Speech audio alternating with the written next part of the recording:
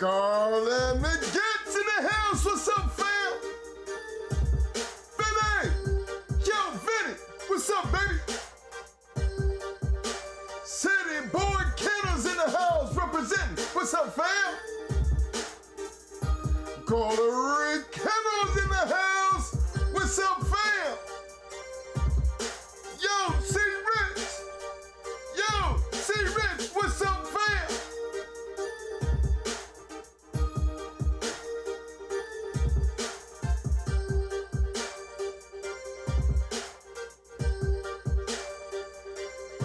Dubs Designs in the house. What's up, fam? Yo, Jump. Yo, Jump. Pick up your hardware, fam. Represent the islands. What's up, fam? Mr. Marriage Schools in the house. What's up, fam?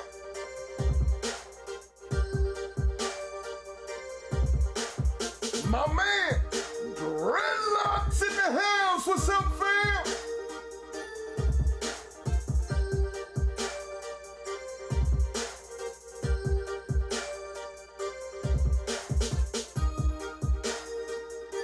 $260 boys in the house. What's up, fam? Yo, $260. Pick up your hardware, fam.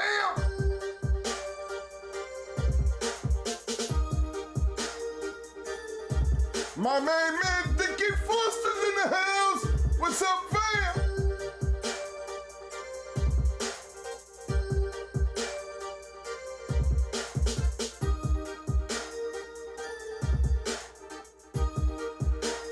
Jimmy Max in the house. What's up, fam?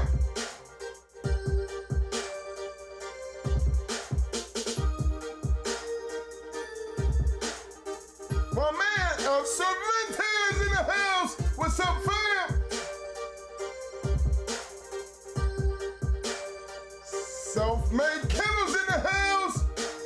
Welcome back to the show, fam. I see ya.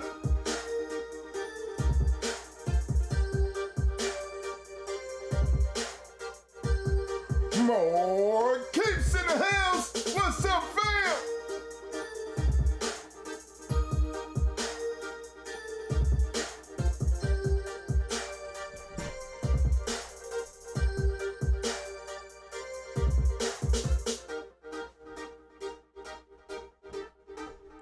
My man, Mr. Arthur Paul's in the house. What's up, fam?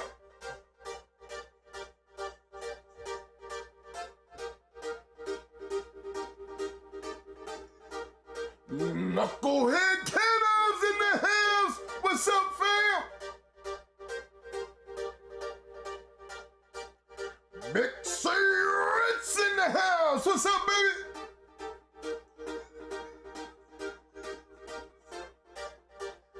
AJ, what's up, fam? His mother Lionhead's in the house. What's up, fam?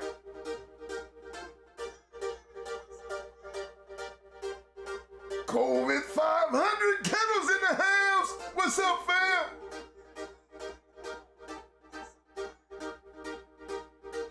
Mr. Thomas is in the house. What's up, fam? Yo, Derek, welcome back to the show. What's up, fam? SBO Kennels in the house. Represent, fam. Mr. Paris Jackson's in the house. What's up, fam? Welsh Kennels Combines in the house. What's up, fam?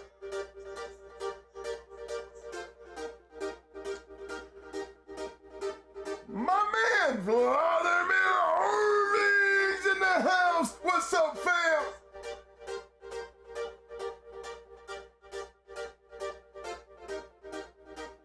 Mr. Hemi James! What's up, fam?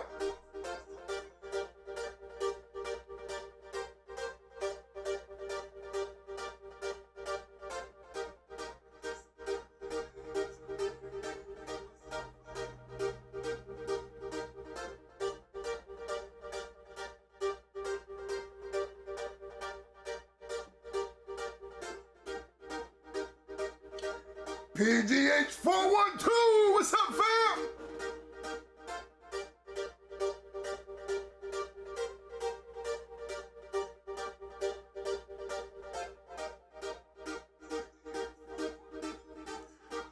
Manny Rodriguez, what's up, fam? Walnut, PA, represent, fam.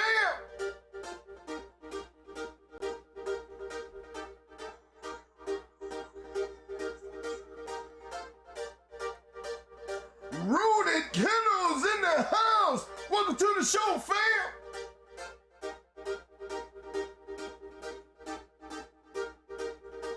All right, fellas, don't forget to hit those like buttons. Don't forget to hit the damn like button. It's free. Don't cost you a damn thing.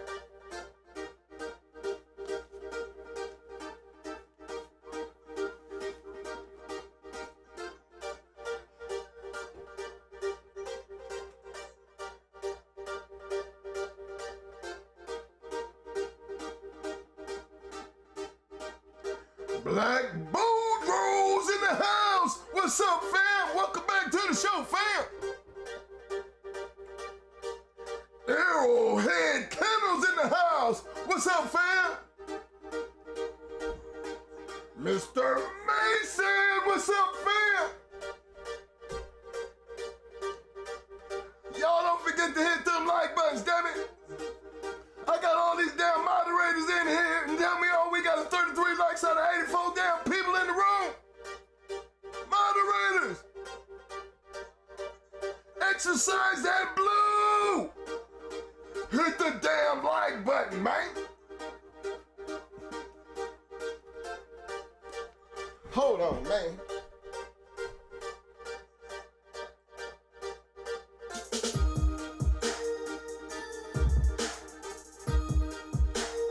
Bring some enthusiasm up into this page.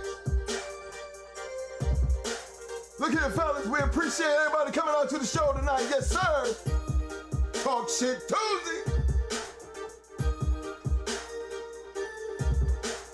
Thanks again for everybody showing up. Don't forget that super chat button gives you priority. If you have any input you want to put in there, you will be recognized. You will be representing. As you notice, running across the stream, when the show starts, you're gonna have a little ticker down there. Gonna have that Cash App information for those who just want to drop in and just drop something down on the brother. Don't matter how much you give, fellas. It don't matter. All we ask you to do is just show some appreciation, because we're gonna give you some love back, man. We don't care how much you give. We appreciate the fact that you just give. That's the love, when you just take the time to go in there and click, give a diamond for the dollar. I appreciate whatever it is. My man Brian's in the house. What's up, fam?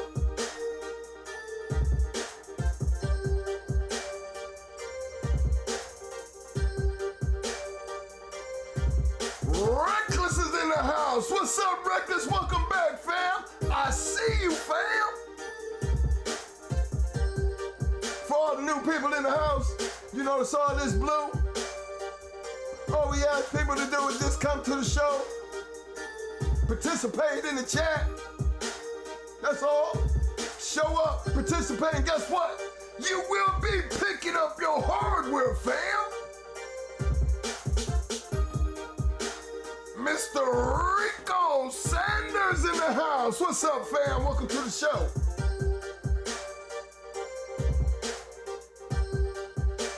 AQ Henry Kennels in the house. What's up, fam?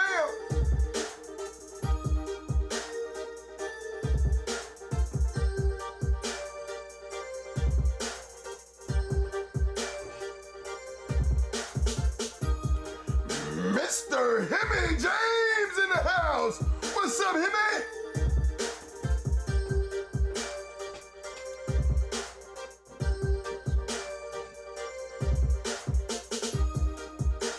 I appreciate that, fellas, with the likes.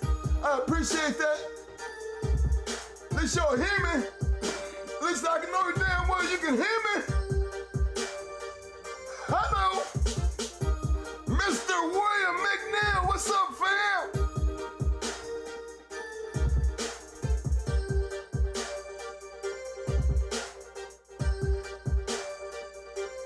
Vincent Huskins in the house. What's up, fam? Welcome to the show.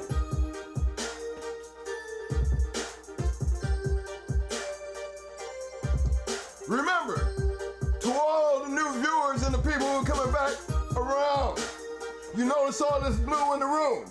You will be picking up your blue if you just participate in the chat and show up. I will be handing out hardware, fam. Yeah.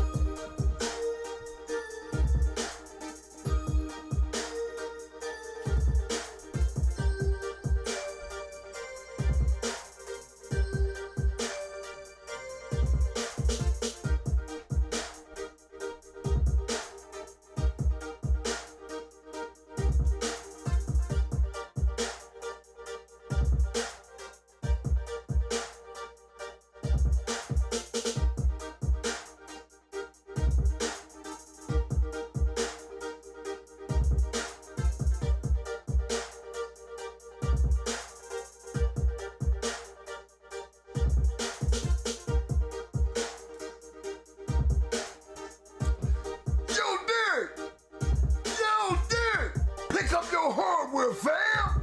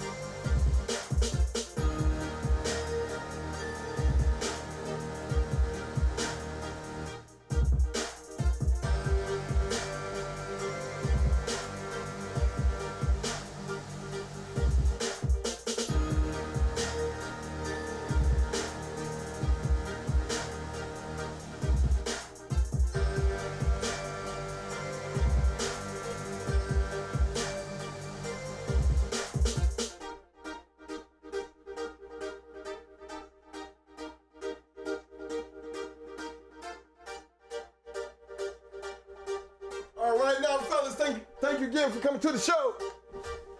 Yes, sir. Shout out to my main man, Coach Blues in the house. What's up, fam?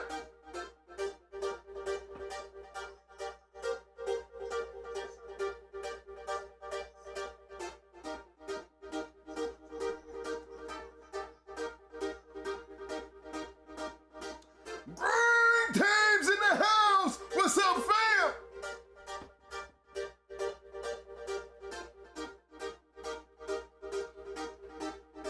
All right, fellas, don't forget to hit them like buttons. Don't forget to hit the damn like button. It don't cost you nothing. It's for free, man. You know, it's that button right out front that has a thumbs up on it. You know, just a quick click. You ain't got to go out and do it now, but on your way out, make sure you hit that damn like button. Moderators, get them to get the thumbs up, baby. Again, don't forget to use that super chat. Super chat gets priority recognition around this house right here. For all those who don't know, welcome to the Shark Tank, baby.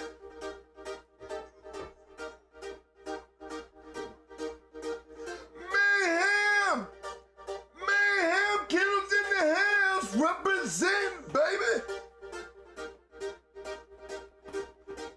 Appreciate that, Rudy Kennels, for the super chat, fam. Really appreciate that, fam. Much love, baby. For that, Rudy Kennels, get up your hardware, fam. Don't get your hardware, fam. Appreciate the fam. Appreciate the love, baby. When you show love, I'ma make sure I'ma show love back. Hold on, wait a minute. Mo! Yo, Mo! What's up, man? Mo, look at him, man. You ready, man? All day. Okay, man, hold on. Let me go ahead and crank this up for you, baby. Give you some knock, baby. You go ahead and let them know what's up, baby.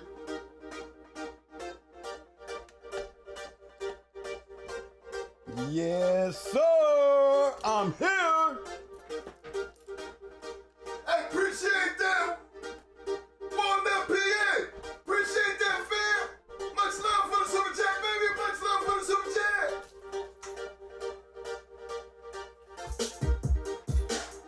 Oh, yeah.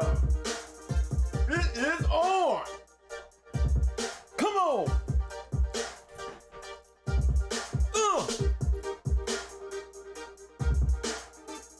Yeah, y'all know y'all feeling that. Cause I'm feeling it. On Talk Shit Tuesday, I am in the house. Y'all already know what the deal is. Y'all already know what the deal is. You got to get down before you sit down. Did you check them chains? Them collars? Them axles? Did you feed your dog good? Did you give him some clean water? Did you clean up that shit? Did you check the cameras? And if you did all those things, then it's time for you to sit down.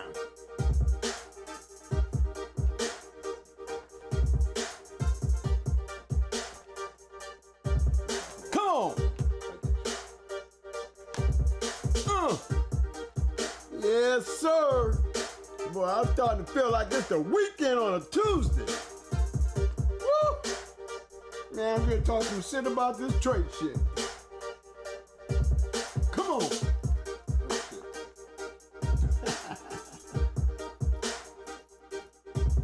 My bad. What's up, fellas? What's up? What's up?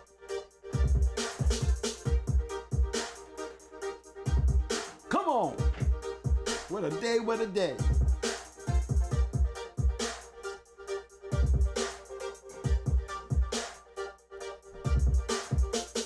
You know, I can't see the chats.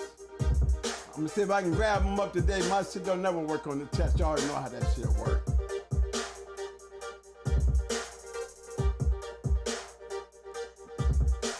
Y'all make sure y'all hit them like buttons. Shout out to my sponsors. I like to shout out to my sponsors. A Quality Services Tampa. AMS, All Master Service. This is Treats and Bakery, or Bakery and Treats. It's one of them. Shout out. Them goodies. That's right, y'all. Support the channel. Thank you for your support. Thank you for our sponsors. I told them one day it's gonna all pay off. As long as we got you guys out here like this. Little Rock's in the house. What's up, fam? What's up, Little Rock? What's up, baby?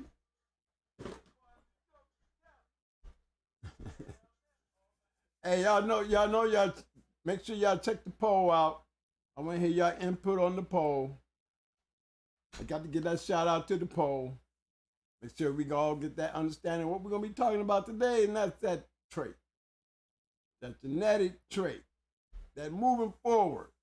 What made these things, when we start talking about the breeding, how important it is, the gameness, you know, a lot of that genetic makeup of the dog and how it's moving forward. That's what I call a trait. And that trait can be in color, certain markings, attitudes, bad ones and good ones. You know, it's all part of that bloodline, genetic makeup. You know, if it all came together, you know, in certain ways, you see a consistency in those certain genetic traits in your breeding program, then you on to something. You know, like me, I would take me a back end dog, like I did with Ace, you know. Adding to some of that game shit, basically the same thing they did with Red Boy and Jocko. Until Yellow John's game ass. He was just game. He had a little ability, but he was game. When they crossed that shit into that Jocko, it made a world of difference. See, Jocko, he was a back end dog, so he brought something as far as ability to that crazy gameness, that need to get there and get busy. You know, to me, you know, I look at the Red Boy dogs, y'all, and I say, thank God for some of these breedings that made a difference, because you can take Red Boy Jeep, Red Boy Jocko. I forgot some of Frank Rocker's dogs. He had some Red Boy. He had the Matlin's Red Boy stuff. You had a couple good crosses with the Red Boy, but the majority of the Red Boy back then, guys, before they start making these out crosses, they were just game. Game. Like Pretty Mama's daddy, you know, he was Whistler. He was a Red Boy dog. You know, it took the dog six times to go out and win 3 matches. Never got stopped. Now, one time did he ever get stopped, but he got picked up a lot. You know, real aggressive, deep dog with some ability. You know, you be game all night. You don't want to lose into something you know you ain't got a chance on winning, so that part they did smart with. You know, he had some of that Zebo stuff and Stubby Fields, Buddy, and all that shit up in there in the backside of Pretty Mama, and that's what made the difference. That's what made the difference. Was she game? Yeah, she was Whistler game like a mug. Got to be a game ass dog to wait for an hour to kick in the gear and turn into the other part of your bloodline. You know, that's what I always noticed about her. You know, I never seen one that could take her to the wall. You know, everything was a game to her. That was a Red Boy trait, but the ability, no, that wasn't a Red Boy trait. The mouth she had was definitely not a Red Boy trait. She bit harder after the hour mark than she bit for the first hour. Maybe because the first hour she just was just satisfying her need to fight. After that hour, now it was her need to just finish. And she always kicked in at the hour mark. Real amazing dog. I give my respect to the Red Boy dogs, definitely. Because they go many different ways, but what were the traits that was taken out from them? You know, those major traits, y'all. Really, to me, it wasn't but one. Wrangler was a Red Boy dog. You know, he had Red Boy traits. He was game as hell. And he had a little ability. You know, he had a little dash of Jocko in there, but he had some ability. You know, so you look at those traits, look at Rascal's traits. What was Rascal's trait? To me, gameness. Gameness. Rascal really didn't have no more than a Red Boy dog to me. Gameness. You know, that's what I saw. And I had Rascal dogs. And they had a gameness to the point of, you mean they weren't as deep game as Red Boy dogs were, but they had a little bit more staying power and ability than the Red Boy dog. Now, when you start crossing Jeep and the Red Boy, you're getting different dogs. But you're still carrying that one genetic that actually saves the game, because when you breed a cross like Jeep, who's already a game ass dog, something not known, definitely came through Honey Bunch, not taking nothing from the Eli dogs. you know, but the games definitely came by way of Honey Bunch. That bottom side of that shit bought Gameless, Sajid, Finley's Bow. I think it was more of the ability. He had a good ability trait. It shows clearly he's a Kobe dog. You know, Kobe dogs were pretty game, but they was more for their athletic abilities and their ability to be in great shape when you did put one down. And Kobe dogs was definitely great match dogs back then. So when we start about these genetics, you know, as a breeder, do you pay attention to certain traits? Like, you know, me, my trait that I noticed in Mayday dogs in the Mayday line would start off with the first thing that I would say would be the white chest. There's a certain way that white chest marking in that little dash of white on the paw. See, that's a trait. That's a genetic trait. You know, one thing that I liked it about the trait to me that Mayday had that I seen in a lot of dogs, particularly the females. Not taking nothing away from the great males, but particularly the females. Females that came off of Mayday had a trait that they was more aggressive. And when I mean aggressive, I mean they were crazy bitches. And they was down for war. They was like, you know, Amazon women. Most of his daughters that made it to the box were deadly. They didn't go long. Brat, May May, Chanel, those dogs wasn't nothing to be fucking around with. They was pretty rough ass dogs. And had a good mouth and ability. You know, but they were all crazy too though. They were real like high end. You know, Brat was definitely, you know, Brat was chase her tail and literally being an all out match with her tail. That's why we was glad that when they finally went on ahead and we had to cut some of that shit off. She's gonna keep working her way down that tail until, you know, it just started being a nuisance to us. And when she wasn't doing her tail, we had her by a tree, one of our orange trees, and she sat there, guys, and first of all, it was funny because she used all her teeth in biting everything. And she didn't have nothing to bite. The doghouse, the wood on holding the doghouse, the chain, the tail. That was a genetic, it came from who? I could not tell you. But I think Brat was a fight crazy dog. That's all it was. You call her game, I don't even think you could take a level of gameness to the test when you got killers. You can continuously try to test their gameness, but if they're killing shit in the process where they have not been tested because there's nothing there long enough to put them to the test.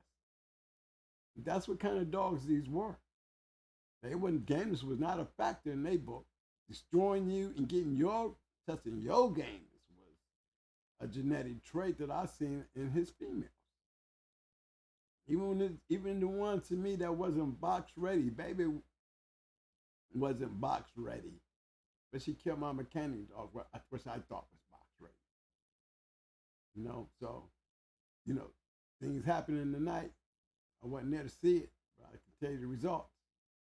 But those genetics play such a trait of producing the perfect dog that you fit, that fit your liking, and that is basically for me something to go play with. So traits played a big part of what I saw. I liked the Mad A because he looked like yellow in his younger years. I liked it yellow because he looked like Yellow John. When I looked at those dogs, and I mean, I look at that, and I think the most important thing that I was paying attention to were the wins. I think the wins were more important than anything. I liked the Red Boy too, you know, and I liked the Red Boy to the point where it was the Red Boy that led me to the Yellow John. Actually, just by seeing, you know, my partner when he acquired Amber. You know, that to me, I didn't really know much about Yellow John, didn't really know too much about Wrangler until I, followed the trail of Red Boy. And that's what, yeah, a couple, Yellow John and them, that was throwing some nice ass dogs. There's a couple Red Boy dogs. Yellow John was half brother to the Red Boy. A lot of them, to be honest. A lot of them went a lot of different ways too. Don't forget the Metlin dog. We're talking about, let's move up some and look at a trait of some of the other great dogs. I mean, here's a trait that I think that, what is a Boyle's trait? What would you say would be a major asset in the Boyle's trait that you would want to see carried forward? And what would be the bad that you would have to, if I took the best of the had of that trait, and knowing when I get the best of that, I'm going to always have this little piece of something I don't like, but it's in the line. If you get it, you got to just measure it. But what would you consider the best trait in a Boyle's dog? I mean, let's start from the beginning. Let's not work our way from the front to the back. Let's start back there in the back, the creation of the Boyle shit, and start from there. Just start from there. What was those characteristics to put together that machine? At the time, it was a new cross. I wouldn't say new, but it was just a line. Them Boyle's dogs was definitely adding some punch to that Eli stuff that was quitting. And I'm not saying they were like quitting in big numbers and shit like that, guys. I'm not trying to put the line down, but they was known to quit. If you can get to the hour mark, you got to ask. And that's just one of those things. Nobody walks around, at least back in my time, and asked me what I was bringing. Nobody ever asked me how my shit was bred until the night of the show. Hey, Twin, how's he bred? Oh, I hear a lot of that. But that is not even a factor, for that night. Factor is the win. So I think once you get to that point right there, you already then made your decision on, what was the best part of this dog and where did it come from? Or am I a start of something that was able to carry on down the line? See, a going hard trait would be, and I wouldn't call it a trait outside the conditioning, how strong these dogs were. I was able to make them very strong. I can muscle those dogs up real well. They just have muscled up structures that make them very strong. And most of them were good back end dogs. I mean, Deli, that was a good trait.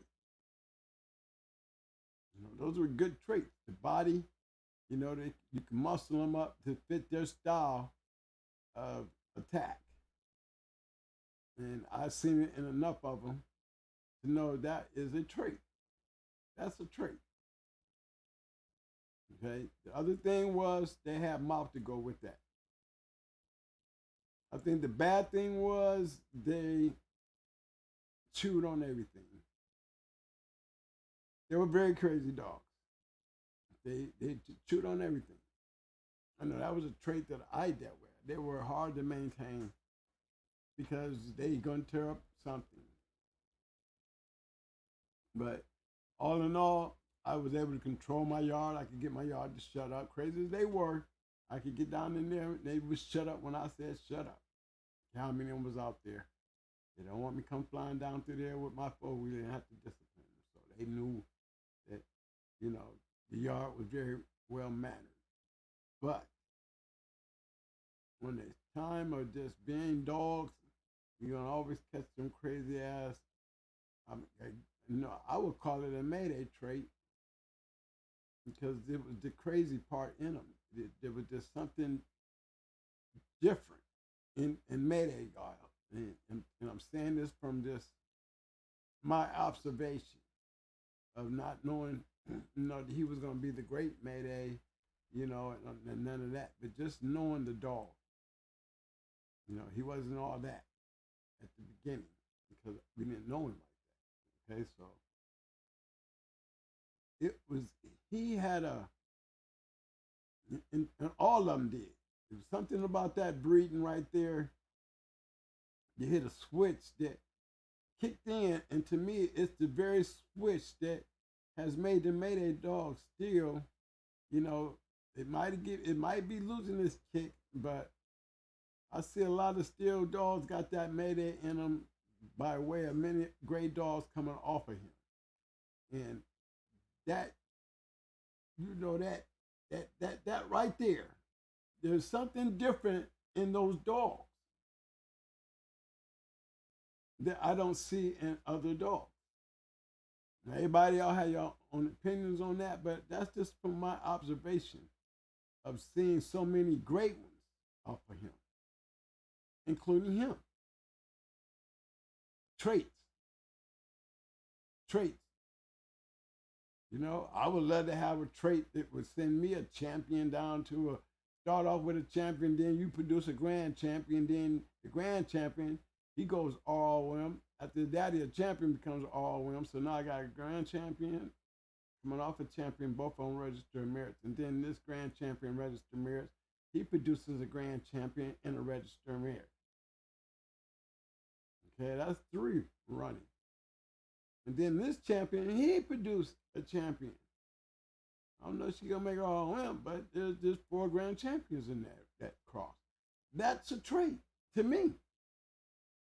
That's a hell of a trait. That's the kind of trait that I want. That would be the kind of trait that I would have followed.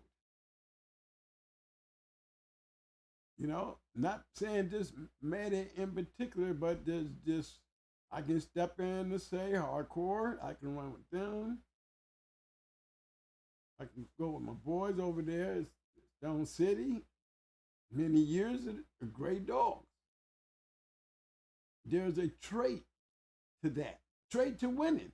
Do y'all hear me? There's a trait in there. Trait to winning. To me, that's the most important part. That trait. You got to be able to sit back and analyze it. So many guys stick to this breeding thing, and y'all turning this breeding thing into a scientific factor that, y'all is really doing a damn element chart on the shit. But it's like you guys are taking away from the relevance of what it means to have greatness. And where do you get greatness? You either producing it or you doing it. Those are traits.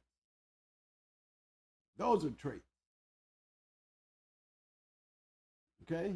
So when y'all be matching up these papers and I'm seeing these pretty ass pedigrees, I just be wondering if these guys are starting to lose the sight of what really makes those pedigrees great pedigrees. I heard many conversations about dogs and the traits in the genetics. But I can guarantee you, I'm probably the first person to sit there and tell y'all, wait a minute. Did y'all ever think about this? What about the trait of winning? That's a trait like a marker. Yellow John produced, and when he started producing, it had to be a trait because the dog produced winners. That's a trait. Can't tell you how, can't tell you what trait it was. It was such a big factor in all those dogs. All these years later, can we pick out a specific trait to relate to those dogs when it comes to the winning trait? To me, the winning trait is the most important trait. Because without a winning trait, I mean, what good is any of this shit? So we had to be on some basis of being able to look when I go choosing a line to go play in. You know, the damn kennel could have a trait. You know what I mean? It makes the kennel a trait in itself. Floyd Boudreaux had a trait. The trait on how he raises his dogs and the kind of breedings that he's making created the Floyd Boudreaux trait. We don't name individual dogs now, we name the kennels. Remember these guys, I always talk about, we're not talking about Carver dogs or Boudreaux dogs, we're talking about individual dogs. Well, tonight we're talking about the whole pot, the trait. Floyd Boudreaux had a trait. His line was a trait. Okay?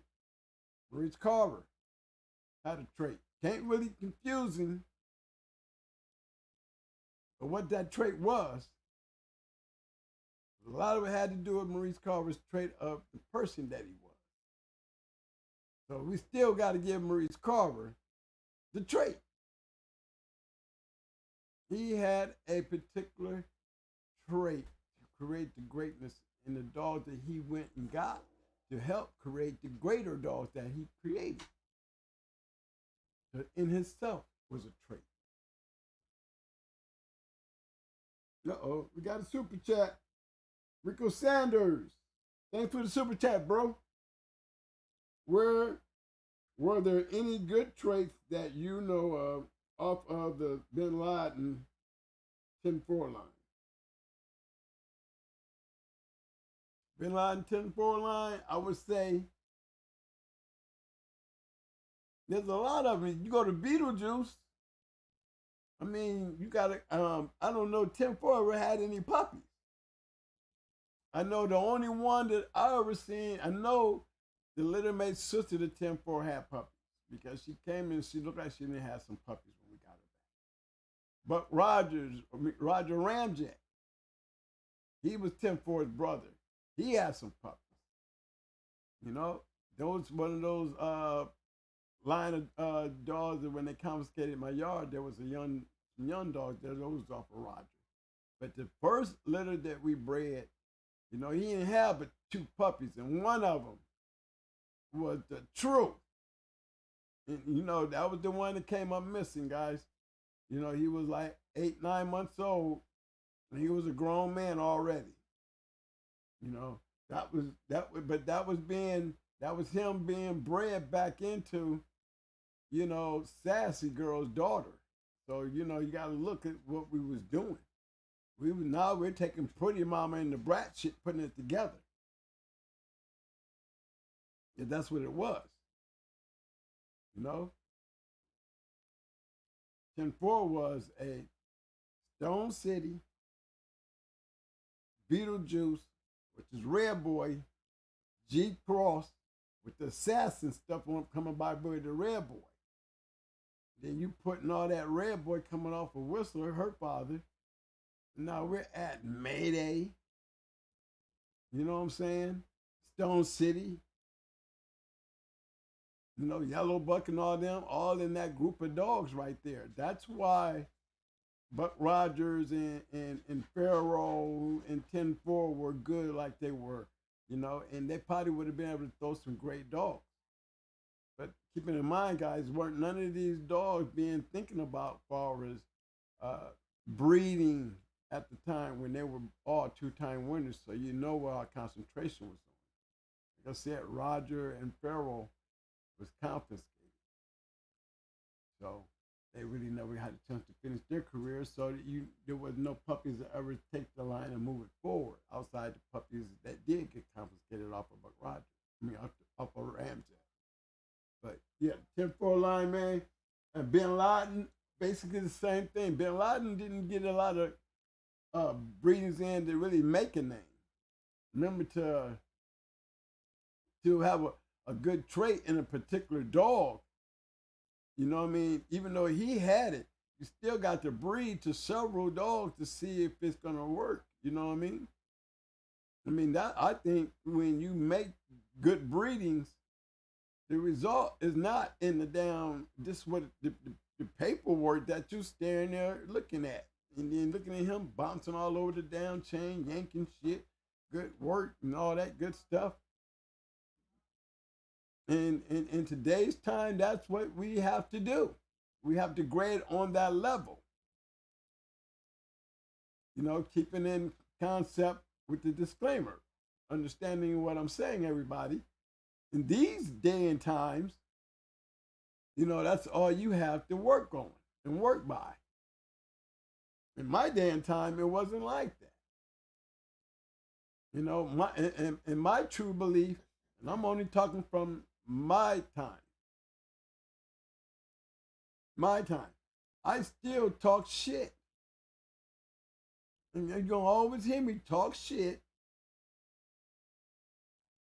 Because when you have guys that has gotten whole bloodlines, whole history wiped out, great bridge. You know why these dogs are such an important piece to this puzzle? Because they were all winning dogs. Winning. Not pretty bred. Not because I know he can do this. He just look like, yeah, I know my dog. No, not none of that. I'm talking about winners. Proving points, whether you want to call them against whoever and whatever. They was doing them. Dogs wouldn't be nothing. There would not be no damn Yellow John, nothing if Yellow John wasn't a damn champion. And he wouldn't be champion Yellow John ROM if Yellow and a couple more of them hadn't went out there and did what he did. See, to me, those are the traits that I'm playing in. Not the paper trail. It's what I'm seeing, and that's the win. Those are the only things that make it work. Them's the only things that make it relevant. So y'all have to dig in there and hold on to that old shit, being y'all can't do that now. Y'all need to stay as close as y'all can to that old shit, because back then that shit was proven. Not no pretty paper shit as much as it is today. I mean, you go back 4 generations and you see all that greatness. By the time you get up to the first, you can tell how watered down it is. Just to face it, you know, we got people that hide behind the cloth and say, well, you know, I don't want to import my stuff because, you know, when there's no problem with none of that. But guess what? Is it helping? No, it might be helping you. But while you're doing all that cloak and dagger shit, you ain't winning either. You just producing pretty papers with excuse. Because there's no movement, none at all, if it ain't proven stock. And the stock that's being proven now is really being worked on far as watered down. Not saying everybody, because you still can produce a great line, but in the numbers, the failure's there because a lot of those lines are gone. You know? So that's in radical speaking. Radical speaking, I'm speaking in the lines of disclaimer for the educational and entertainment purposes only. So I can sit here and say that, not saying anything wrong with the dogs of today, but we don't have these dogs of today, remember? All we have is the dogs of yesterdays and taking what them traits, remember them traits, and just concentrate on the words that have been spoken to you about those traits. You know? Shout out to my main man, Dickie Foster for the Super Chat fam. Appreciate that, fam. I'd like to give a special shout out to my main man, Landon Hill. SBC Kennels. Welcome to the show, fam. What's up, fam? All right, chat. Now, I need y'all help tonight, because I just said a mouthful.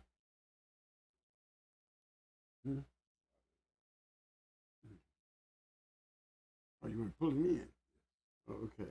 Well, we got Mike. Okay, Mike said we got activity in the chat room. You want me to pull up? Ben Brockton, what's up, fam? Alligator only killers in the house. What's up, fam? Windmill, what's up, fam? Money, what's up, money? Nebraska boy, Kennels representing. What's up, fam?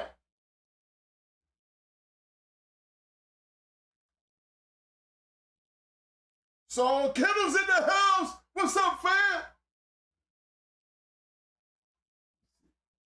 Toast, y'all. Adrian Mills, what's up, fam? Dwayne Turner, what's up, fam? Dwayne Turner, what's up, fam? What's up, baby?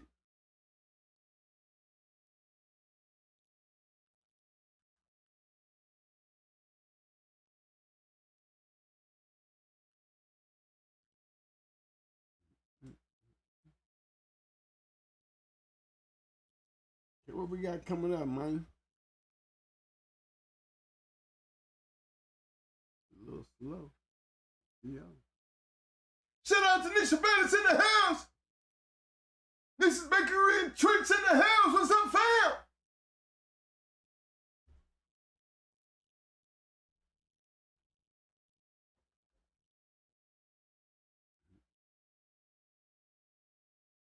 I'll be right with that, brother. I'm going to pull this thing up here.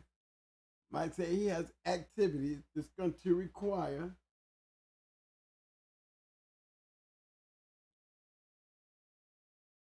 Marcel Shepard's in the house. What's up, fam? Ghost 850. What up, fam? That's the Ghost. What's up, Ghost?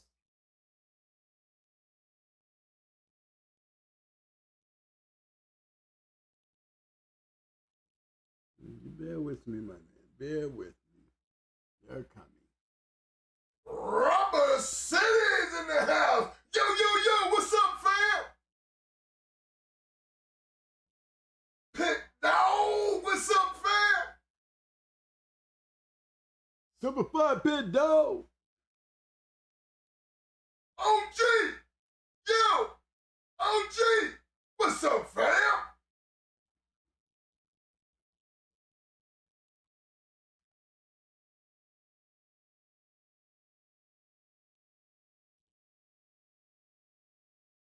Hey, fellas, don't forget to hit them like buttons. Don't forget to hit the like buttons.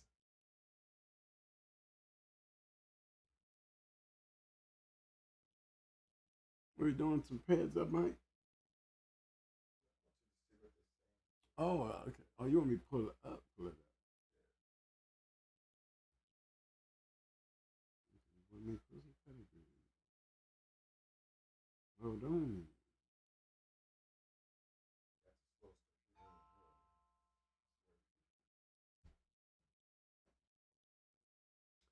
on the YouTube.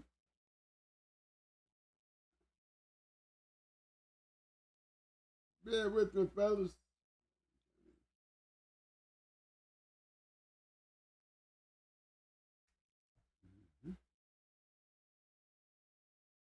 I'm waiting on my YouTube.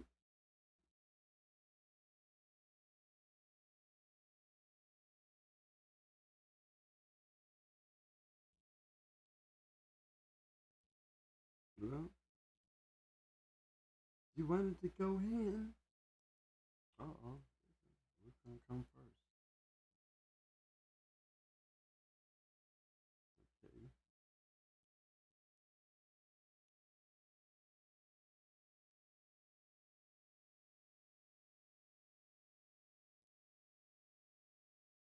All right, hold on, fellas. I'm getting there.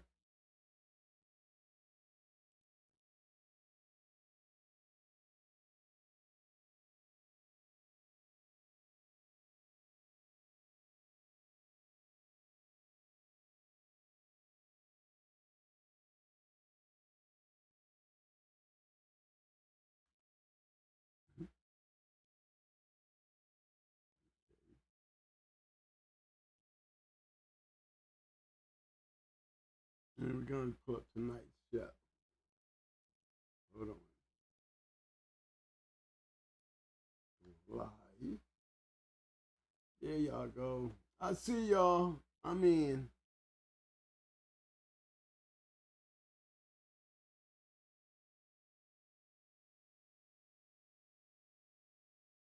I thought I was on the road in, y'all. I was definitely getting ready to ask y'all some questions myself.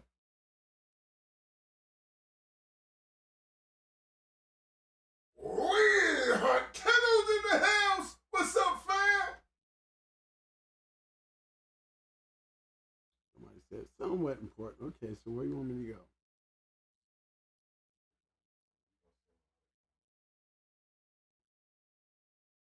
Yeah, go all the way back up to the top. All right, fellas, give me a second here. I'm reading.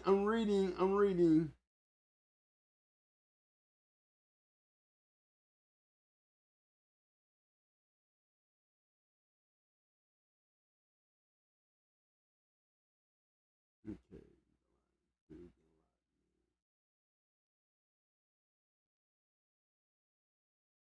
Dwayne Turner. He said 10-4 line going through Bin Laden is undeniable. Well, you know something I don't know. I didn't know 10-4 was bread. You know, hook me out. Let me see what you're talking about, baby. Let me see. Late getting in. Okay. What's up, y'all?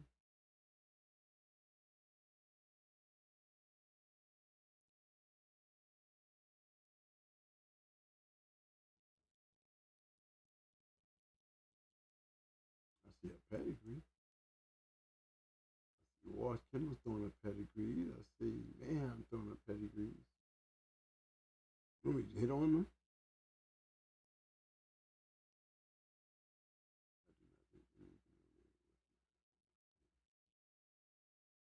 That's right, SBC. Salute. What's up there? What is that? Money. What's up, Money? I see you, man. I'm going down through the chat. Nebraska boy said, hey, preach. I was, man. Might have to stop me, man. Got me looking through here some stuff. Trying the Mills in the house. Welcome to the show, fam. Hey, for all the newcomers just coming in, check it out. You notice that most of this whole room is blue. These is all the moderators. These are the people who support the channel. In order to get that blue, all you got to do is show up to the channel, participate in the chat, and you will be getting your hardware, fam. My man Merisco say, sometimes when you keep using the same blood, it gets weak in time. I don't think it gets weak in time. I think it gets weak in the testing. You know what I mean? I think they start selling for less and doing less testing and selling for less. I think that's when the line gets weak. You know, what do you think about that, bro? You like that? That's my, yeah. But that's a good point. You're right. But I think I see it when it starts getting weak and watered down is when they stop using the goddamn match dogs. You know, you breed these match dogs. You know, again, we're talking about, you know, in our time. I'm trying to breed match dogs. Shout out to my boy G, Red Boy Roscoe in the house. What's up, fam? Hey. No, I don't see any.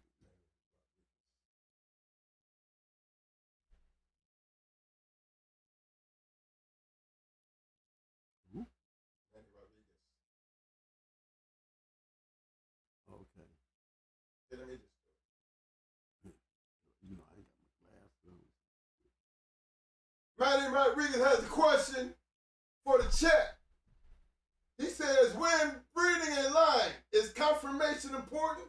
Height, length, and underbite, etc.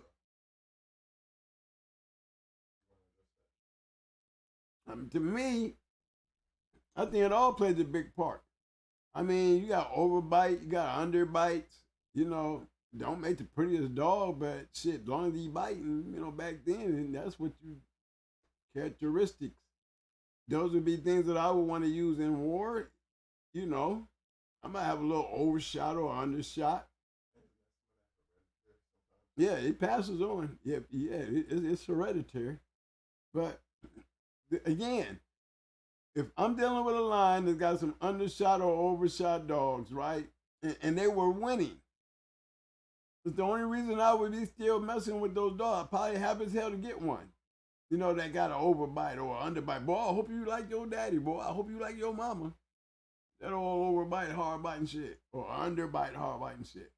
Confirmation wise, you know, I think confirmation in any line is important. If you have some that just become lanky, but they good with that lanky. You have some that just be powered out. They good with that powered out. You know, it still boils down to the most important trait is the winning trait. If you're using winning dogs, regardless of all those implement, in proper things that we consider in, setbacks in a particular dog, far as his stature or his mouth with the underbite, overbite, or his skinny back end. You know what I mean? Let's talk about those factors compared it to were these dogs that were winning. Underbite, weak stifle, wasn't the greatest as far as muscle wise. Were they winning? Yes. Then that is a trait that I wouldn't give a damn. If it's a trait full of underbited, skinny ass, lanky ass dogs out here winning, I want to see it. I want to use it. Because the only reason we're talking about it is because it's winning. It has the trait that I want. Give a damn about all that shit if it's winning. Would I breed it? Yeah, I would still breed it if it's winning. Got a whole bunch of underbites looking around and they winning, and you don't want to breed to it? And I'm running over there breeding to it. Yes, I always think if you are not breeding to the factor, which is the most important factor to me, and that's the winning factor, and and in these times here, y'all need to go back in them 4 generations and tighten a whole lot of that shit up. All this, testing, these outcrosses and, and admiring your paperwork and your puppies, like my man said earlier, doing it so much, you water it down. Still look the same, but is it really the same quality of the winning part of this? It all started with the factors of the wins anyway. Let's not get this shit screwed up and misconstrued. And it has a lot to do with the producing of these winners. And these producers who can produce winners, regardless of what their imperfections were. If they can win, what better trait do you need if they're passing on that trait? Big floppy ears, ears to stand up, you know?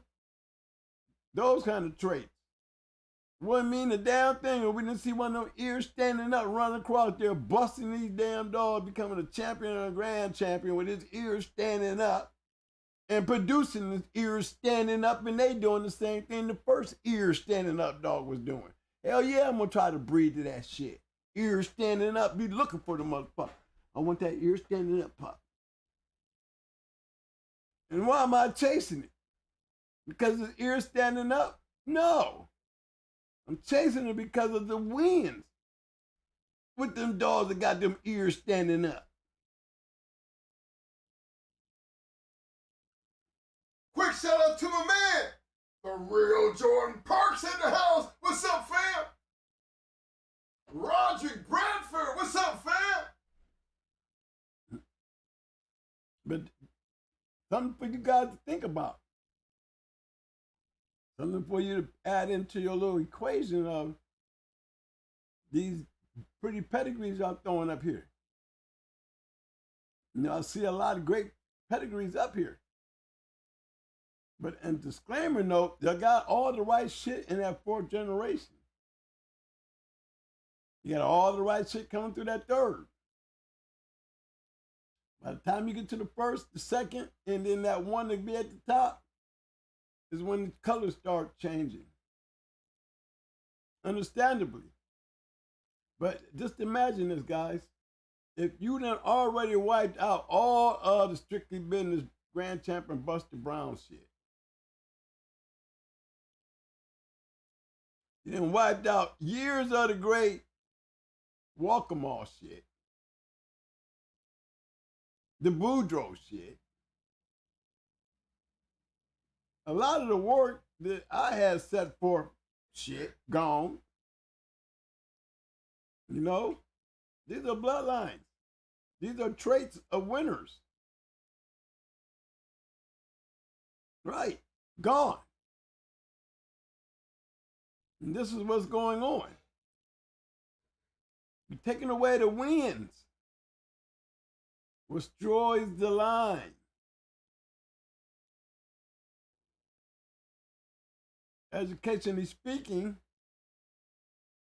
you take the gunpowder out of a gun, you still got a bullet. You know what I'm saying? It just ain't no dangerous bullet. And this is where we're headed. This is where we're going. Greg Brockton said, when you think about it, all modern dogs go back to the same gene pool. English, Irish blood. Same traits are found in every good dog. It's really up to the man behind the dog. It's really up to man behind them to bring that out.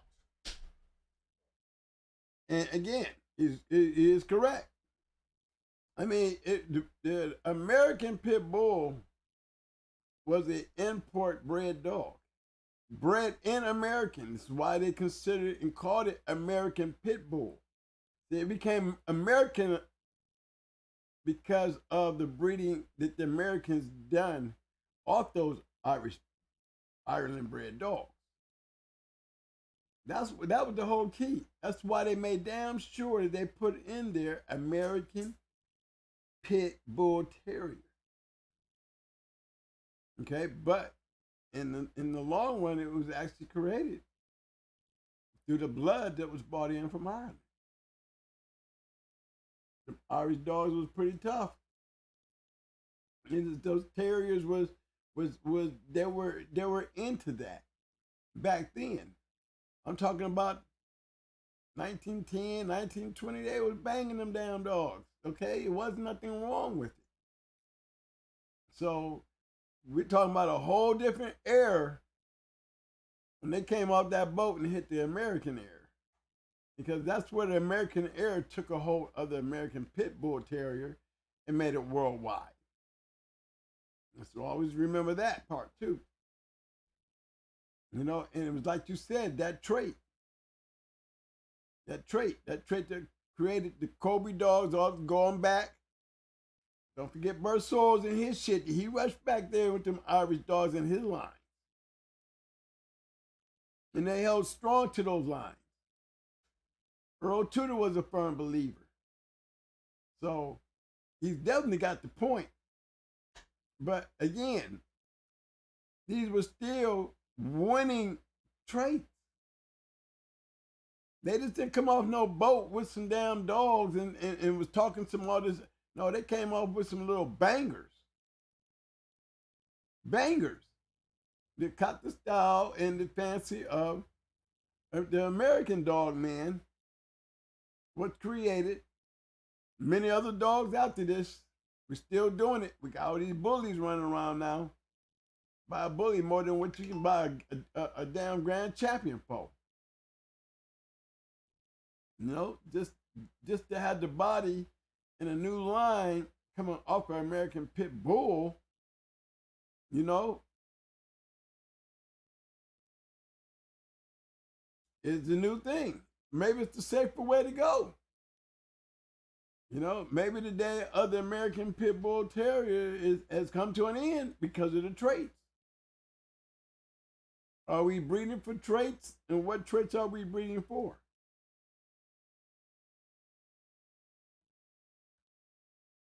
I'm going down here through this, see if I can catch some of these chats.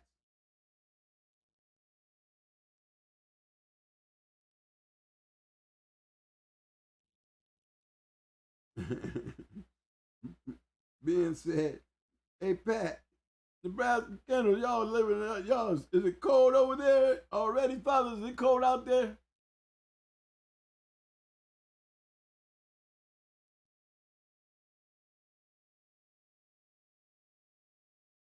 Simplify. Pit dog, I'm going through the chat, y'all, so if I holler at y'all, you know, because I'm going through the chat, y'all know where I'm at on the chat. Let me see.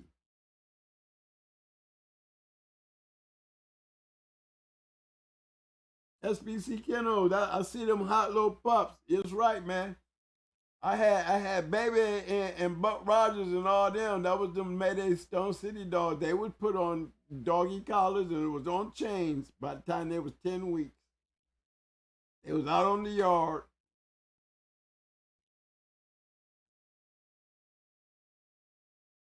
You see, you got to be careful when you're dealing with them little hot guys. See, you're supposed to take it like a Nimitz, a nucleus to an atom bomb. You know what I'm saying? You know, the way they keep that shit cooled down, they got to run that water over because you let it get a certain temperature, it gets too hot, it's going to boom on your ass. And once it booms, it ain't no good after it destroyed everything around it. So you have to look at your little hot-ass puppies the same way. You're supposed to take that little energy and you're supposed to hold on to it. Pour water on it, do everything you can to keep it cooled down. And give it a chance to grow. And as you give it a chance to grow, you want to play with it, and you play with it in strictly drive work. Drive work is the best work to build a puppy's confidence. Never let them lose. Never push them too hard. Let them push themselves. You got to take that nucleus, that atom bomb, and you got to take care of it. And then when it do come and explodes, because them old hot guys, y'all be guys used to be out there. Me, I'm one of them too. Me too. Mine be getting schooled at early ages quick, but I knew how to take my little storm and put a patent down on him, and you know, and sit back and wait for that time. Because guarantee you this, the ones that was hot and fiery was not the baddest motherfuckers in the litter in the end. The ROM and the two-time winner out of that litter made a name for their own right was the two last ones, and they all were on. But the two last ones that made everybody else look good turned out to be the two baddest ones. Yeah. You know, we didn't get a chance to, you know, Bucko, he was one, the good one. You know, he was out there. He's producing good dogs. Then you had Yellow Day. He got stolen. So, you know, in those particular dogs, these were those hot Mayday Stone City dogs. These dogs set the mark that I know. That, you know, it's not surprising to me when I see that line out there clicking. You know, my vision was the same as everybody else's vision that has moved forward with it. You know, it was the wins to me. And it was too close. It was too close for me not to go tag at it. You know, I was looking at the wins. You know, I'm looking at the wins, y'all. I'm telling you, it brought me to them too. The wins. Yeah, I'm looking at the pedigrees. I'm looking at the winners. Why they winning. Consistency of winning. Yeah. Well, I might as well see if I can put them two pies together. Genetic-wise, I wasn't thinking genetic-wise. I was looking win-wise. You know, I always look at the wins. You know, Grand Champion A, 6-time winner. Yeah. Luke Kane, Grand Champion. Yeah, I'm reading him. Mayday, Grand Champion. Yeah, I'm reading him. I'm going to breed to those winners. Because when I'm trying to add to my line, as far as the genetics or the trait, it's going to be the winning trait over every trait. So it was for me. I just wanted a winning trait. Okay, I hear some shout out. Whose birthday is somebody's birthday? Am I missing something? Little basket boys. All right, I'm going to start clicking on some of these pedigrees.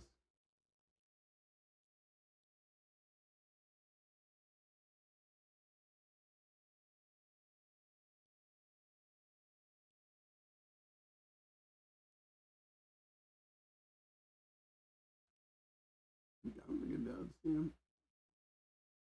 What's going on, twin? New member. Okay. You didn't see that one. Try me, Amir. I see you, B. Shout out. I'm trying to read these chats, guys, so y'all got to bear with me.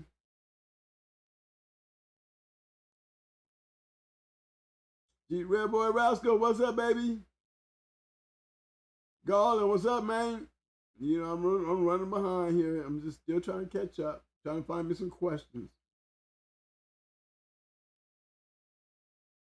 Red Boy Rascal, what's up, family?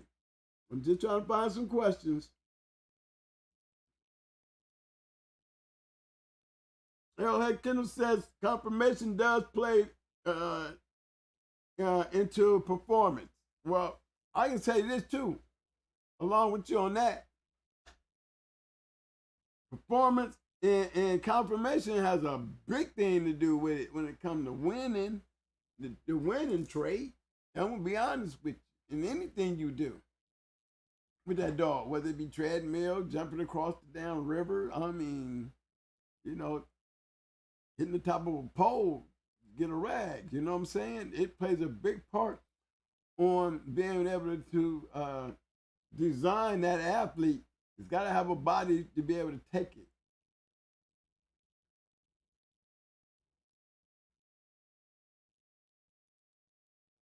For the fun and thrill, what's up, fam? Welcome back to the show. I see you, fam.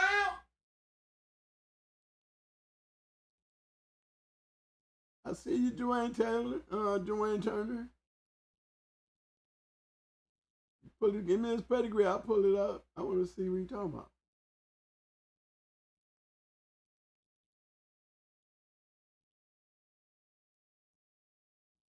Yep, confirmation is important, guys. And let me see. Like, I'm still looking for. Twin said Bulldog confirmation. Prentice Carr said, I wonder if no one had ever crossed Mayday and Nico Blood, who would have outproduced who? I don't think it would have been a contest because they're still playing with the most important part of the puzzle, the wins. That's the main thing that had them all in something in common. I don't think it could be a foot race on who produced the most because they all got to be doing something with the dogs to do that. You know, that's the question, you know. The reason why I done it, I don't know about everybody else's reason. You know, my reasoning didn't have nothing to do with the two guys beefing because I have both of their line of dogs on my yard and I choose to do something they were totally against. And I can tell you, I was looking at the traits of the wins. That's it. Stone City was winning, and Southern Kennels with that Mayday shit was winning, and I had to tag it all of it, and I put it together, and there was a reason why, because I was wanting the trait of those dogs win. How they was And how they was winning, it really didn't make a difference with you winning compared to this paper reading. The wins is beyond how the wins when it comes to that part.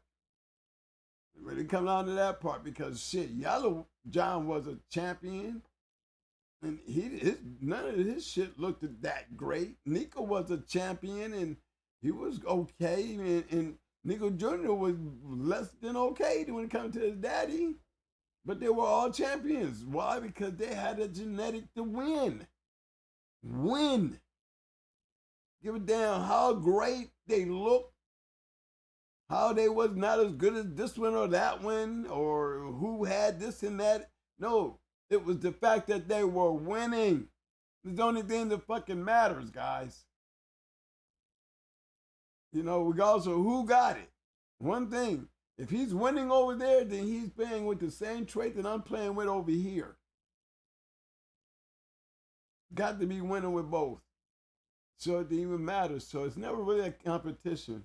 To me, in the blood, I hate going into a line that's so close. You know what I mean? Because it kind of hurts me. Well, I gotta go beat up some shit that I'm already working on. I'm you know, unless you one of them kind that want to be, you know, on your own pedestal, or you know, you want to be the king of the red boy dogs in this time and age, and you got the best red boy shit and all that and shit. Well, no, those kind of people right there, they just be missing the bus because there's no fucking way you're going to ever have the best if you're using the consistency of what everybody else is doing. There's just no way. You might have more of it to do more with, but Jimmy down the street got 3 or 4 of them on his yard, and he didn't have a whole bunch of them and was winning. The consistency draws those two guys in total common. And the most common thing that matters amongst all that shit. You cannot win if you don't have some type of genetics in your confirmation. You got to have some type of Spartan in you to even win, and that's the point. Y'all take for granted that word win. Like y'all, you know, it's been pushed so far down. Like it don't matter no more. You know what I'm saying? And I see that out here. Shout out to my buddy man, COVID for 100 for the Super Chat fam. Ben Brockton said, if you didn't know why dogs were bred, you wouldn't understand the formula. When Twin talking about the win trait has nothing to do with how a pedigree reads. Understand? Thank you, Ben Brockton. Thank you, sir, because you're hitting it dead on the head.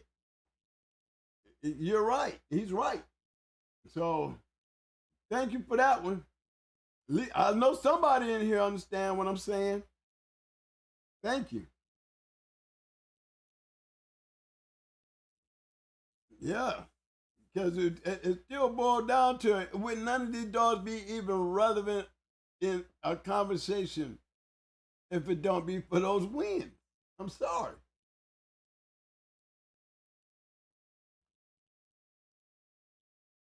You're right, Ben Brockton. Don't have nothing to do with confirmation. I mean, it all in a nutshell.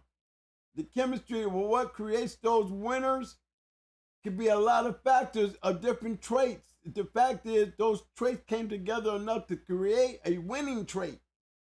And he hit it. He hit it so clear that you made me understand what the fuck I've been saying. Okay. Okay? I understood exactly what I was saying after you said it. I mean, I was hoping I was getting it across, and you just made me feel like, okay, even I understood what the fuck he just said because he's dead ass right. That's what I've been trying to say. You know, I guess guys are still shooting shit out there, missing the point. You know what I mean? He's setting the point clear. Thank you. That's right. Thank you. I remember that Taco Bell stuff used to be some bad stuff, man, until it started, you know, declining.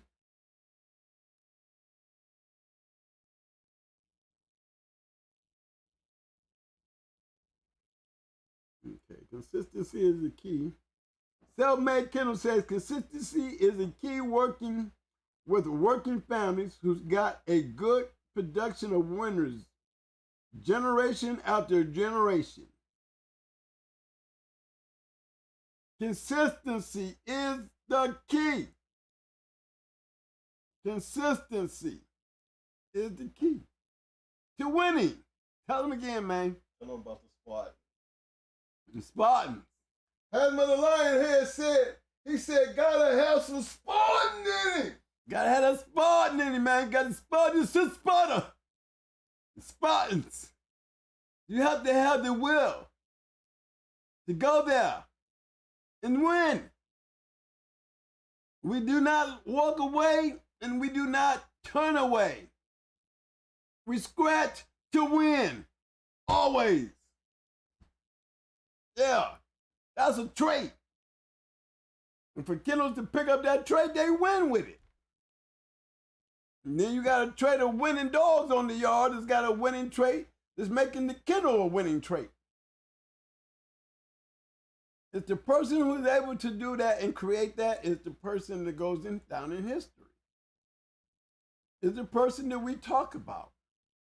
The person we read about. The person we sit there and go all into this pedigree and study that shit and be wondering, I wonder what he was thinking. See, I'm always wondering what they thinking. Because I'm a thinker in the shit that I do before I do it. And sometimes I'm thinking doesn't really, you know, pan out. But the ones that do it, the ones just worth talking about and analyzing because them is the only ones worth they're talking about. You know what I'm saying? If I had to give up some information on my failures, it would be only through advice. You know? Only through advice. Remember, you throwing seeds and you spreading them everywhere. They don't all mean that they're going to land in the right place. Some of them seeds ain't going to grow. You just want to make sure that you got enough in good places that those ones that ain't don't matter. We just give them to the earth. And this is how we have to look at these dogs these days. When sometimes only one offspring should go forward. Now they all do. Yeah, right. You want to say they all do by bragging rights, you know. Made brother or sister too, so. I mean, you know, you're breeding brother to brother to sister, and you know, mother to sons, and you know, with no inklings of wins at all. I mean, we're still grabbing shit that's going on back in the fourth when it was really looking pretty. Okay, now we're using these right here because of the paperwork, and it doesn't fit. And you're right, it really don't fit, and it will not fit. Every once in a while, like you said, now they're all, but see, they're all doing it by paper, you know. It's going to take a winning pedigree to make a difference in the moving forward, as far as you guys trying to fix what's going on now with shit that was a whole lot easier being fixed back then, you know, for us, because, you know, our factors was winning. You had a lot of winning kennels. Like I said, I mean, Strictly Business was a winning kennel. Ricky Jones, we talking about him all the time, was a winning kennel. These are guys that we talking about consistency and wins. Isn't that a trait? That's a trait in itself. That's going to be the first thing that's going to draw me to your yard, your winning record. Because that's all I want. Give a damn about how it's bred or what is bred. Like Ozzie Stevens, another person I would go running. I remember I was trying to get the Ozzie, but we got this goddamn ace, grand champion ace. I'm trying to go to Ozzie. Actually, imagine me trying to go to Ozzie with a red boy bitch. Yeah, Amber. Off and down Wrangler. Yeah, a red boy bitch. Red boy ate the Jocko. That's about a little sneeze, a Jocko. All the rest of that was red boy. And I'm looking, we trying to get to Ozzie. What Ozzie got over there to breed to that kind of bitch? A winning record. I know one of these bad motherfuckers out here, one of these champions, he got a couple of them on the yard. We'll figure it out. We're going to figure it out, but we going there to see. Didn't get there. And still got to that point where we was determined to make damn sure that we bred her to a bad ass dog. It turned out to be grand champion ace, a back end destroyer. Not saying that Amber and them didn't have a little back end to him, because she did. She just kind of didn't have she had, like they said, Red Boy dogs just didn't have an ability. You know, they had all the crazy in the world. That one thing for sure. Her scratching abilities was only due to her deep gaming. I mean, when she was losing, she thought she was winning. That's dangerous. So I'm glad we got our hands on her. I'm glad that the sports guys put us in contact. I would prefer Ozzie, but I'll take grand champion ace being what I got out of the deal. It's definitely something that we can talk about today. Again, it was all about consistency. It wasn't nothing about, I want to go to ace because he's a back-end dog. No, I think we want to go to ace because he was killing shit. And the way he was killing shit sounded like a good idea to us.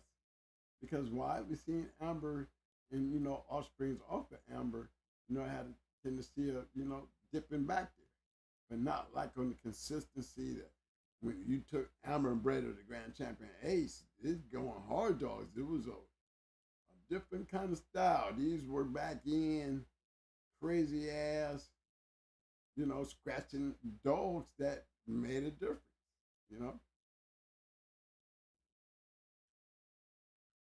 My man Self-Made Kennel said, I was introduced to a line of Lucan Super Natch Ace / Whitney Cross, 2-time winner, Jay Zeus, a very, very game family of hounds.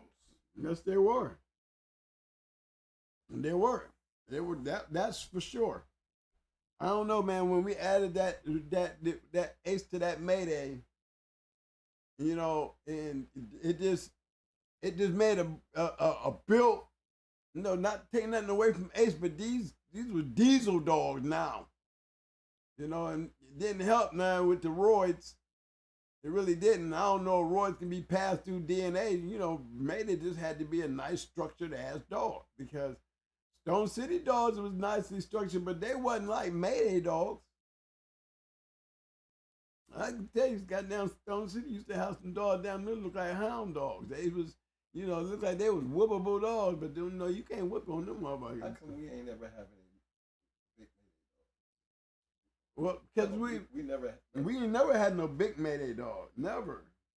I mean, our biggest dog was Mayo. He was a big boy, but shoot, he had been in the high 40s, not no 50 something. We never had one big ass Mayday dog. None. Not one. And and I don't really think they was coming in the numbers, because Hunch was big, Barracuda was big. Okay. Kane wasn't all that big though, because he wasn't even in the 50s. A lot of them dogs weren't as big as Mayday. Not at all. So he didn't throw a battalion full of big ass dogs, Twisted, and wasn't none of them dogs big. 600. Nigga, wasn't none of them big dogs. Monster wasn't big.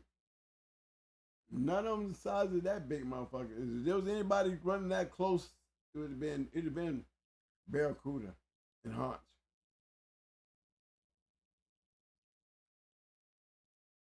Salute to you, Larry B. Austin. I see you, fam. Some dogs have no back end. It shows at the 30-minute mark. And London Hill, I mean, here's, you know what?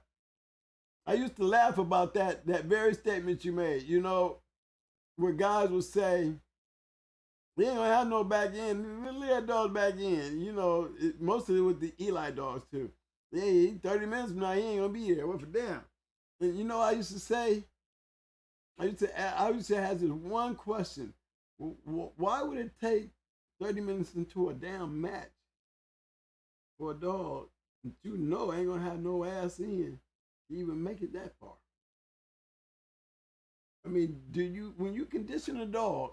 I know when I condition one, I know. I mean, you're supposed to know, regardless of how you condition, if this motherfucker ain't got 30 minutes of ass in him. I'm sorry. If I gotta wait to fight night for y'all to tell me, twin, this dog's ass ain't gonna last 30 minutes, it's in his blood. Huh? So somewhere around there, I done did the Whip Van Winkle and I ain't never seen none of this shit they saying. Somewhere in there, maybe I wasn't looking, but we gonna find out tonight, and that motherfucker go in there and quit because his ass go out in 30 minutes. The big question mark ain't gonna be on nobody else's mind in the room but me. Cause how in the hell I didn't pick that shit up at the office? How the hell I missed that shit at the office? I need to revamp my whole program and let me start with my way of seeing shit and thinking. The motherfucker just came in and told me that dog gonna quit. He ain't gonna make it 30 minutes. And all this work I done put in him, and you know what, sure enough was right. Then I would have to go home and check my own hand. You know, I mean, I know exactly what he's saying, but also say that a dog that ain't got enough ass ain't got no business making it through a keep to come up in there and get his ass kicked like that anyway. Because there's no way you know you going on a hope and a prayer on what you done probably seen a couple times in some roles, but you go out there match dancing that fast lane shit, and your shit get mopped because he didn't have it. You should have seen that in the keep. You know, was you banking on, you know, this dog was just that much? It wouldn't become a factor down the line. Oh, I tell you what, guys, one thing I noticed, and I used to tell these to my friends, you know, they dog men now, but in their early days, they never really got the point of what fast lane was. I think every one of them that ever ran out there with me, man, the first time, got a taste to see what a fast lane was, made them go home and restructure their way of thinking. Can't say they restructured the yard. The only way they could do that, they had to restructure their thinking. And that's the only reason I would think the decisions that were being made had a lot to do with that from them, in their mind and way of thinking. I'm trying to tell y'all. They seen these dogs. You know, a few of them went out there and ran into them. You know, thinking they was, you know, this is like at home, it don't matter. No, your dog, my dog don't know. You sure right, he don't know, but you gonna learn to know.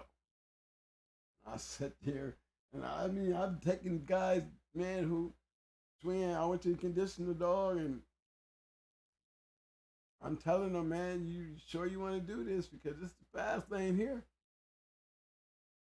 Man, I've been smashing shit, I'm ready. They get out there, man, and they run to one of them buzzsaws, like, you know, and be sitting up there like this.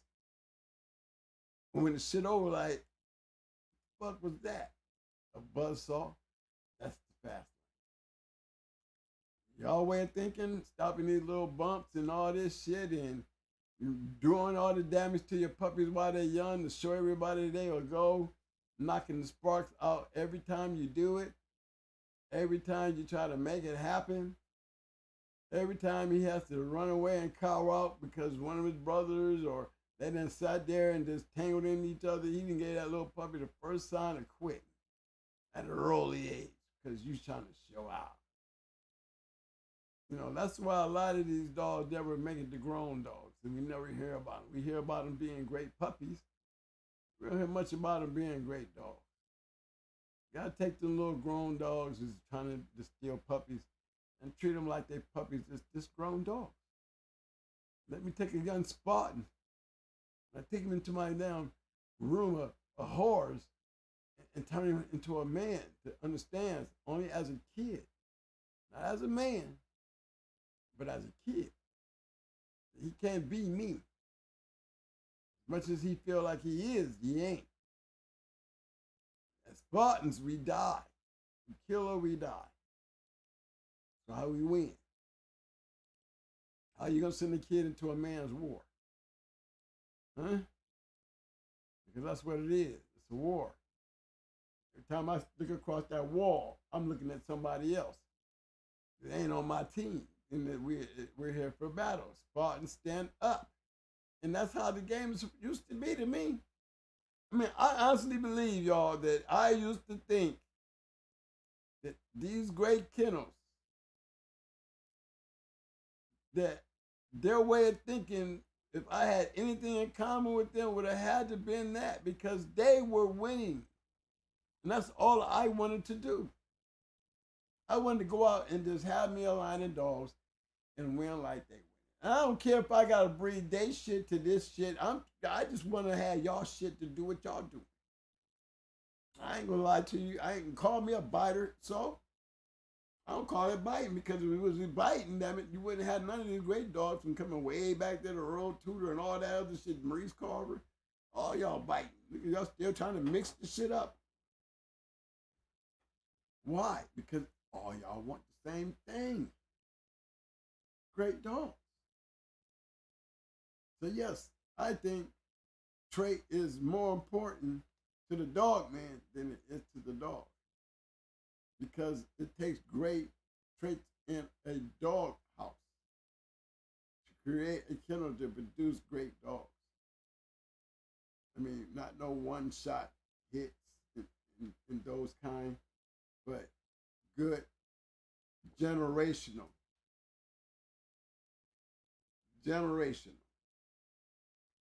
of consistent. Not everybody's gonna be there, but to be consistent, like you said, generation after generation. And the only way that can stay consistent, the activity has to stay consistent, generation after generation.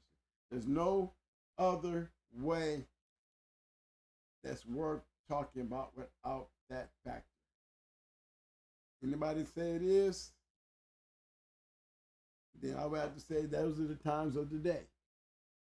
If you can get it without going through all that other shit, and you can prove it to the world, then, you know, like I said, we already got a lot of 3-time winners running around being champions.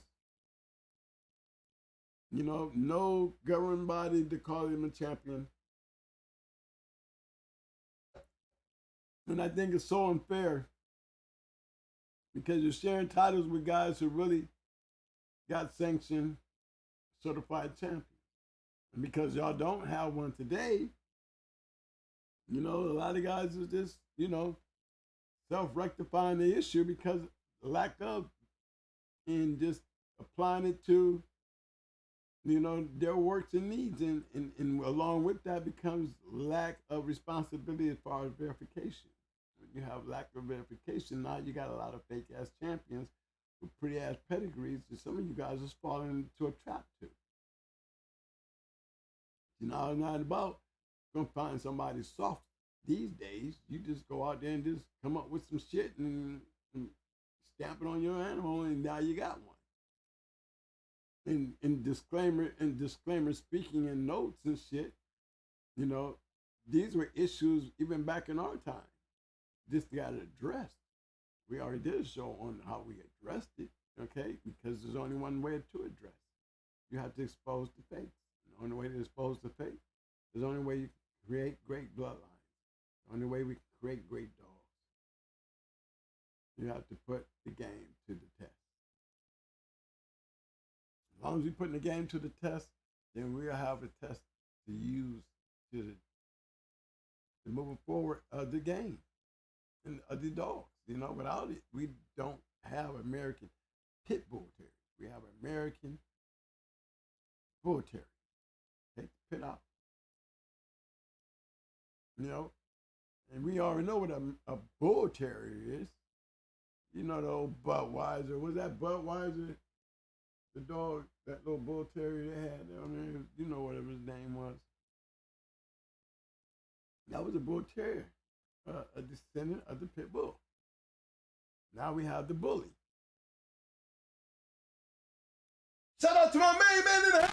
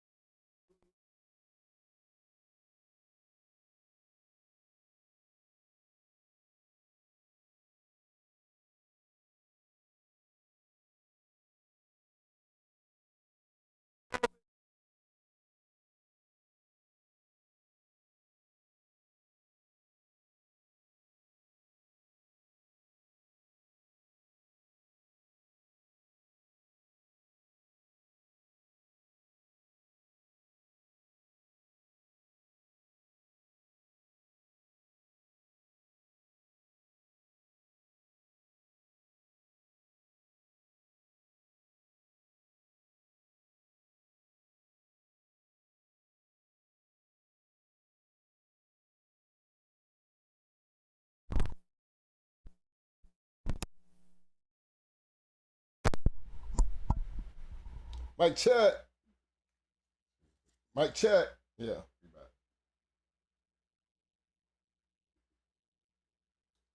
I'm trying to get back to you, Rudy. Yeah. Where they already?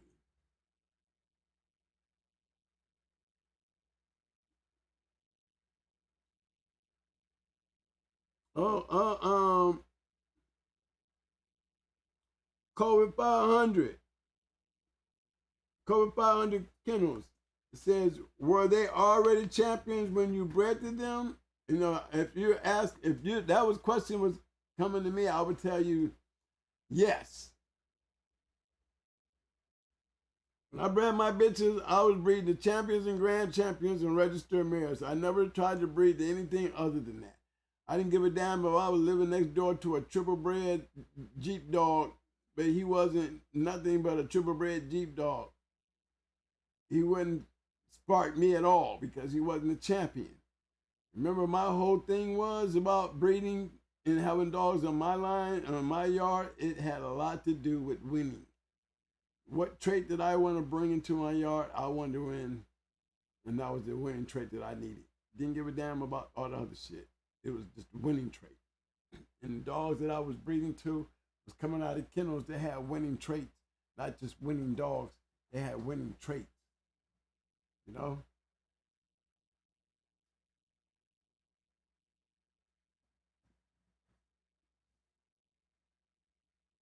Nebraska Pat, he said, we just got done talking about it, me and Twin tonight. We was talking about it before the show. Garland, no, I've never had a Buckus dog. Not me. But I put it like this. At the time that when I was getting out of the dogs, the first thing I wanted to breed to know who the dog that I wanted to breed to was, and he hadn't even been a champion yet, that I know he was going to be one, was 357. Yeah, I was in love with 357. I was in love with 357 like I was in love with Stone City. I was in love with Super Kennels too. See, we don't talk about Super Kennels. Super Kennels just didn't have 357. Super Kennels was a winning trait. They had a winning trait. And very good dogs, very good dog men, good bred. And they was on my list. They were on my list. They were definitely on my list. That was one of those kennels that I would have loved to breed to. Undertaker, Gaston dogs, they was always on my list. It was just that when what I wanted to do with them was I wanted to bring the Gaston dogs crossed with a 357, crossed with a Mayday, with some Stone City. And they out there. I can pull up the pedigrees and show you some winning dogs bred just like that. I actually got some going hard in me. Mm-hmm. Yeah. It showed it would work. You got all that different parts of Patrick. You got all them different angles. Miss Leakey.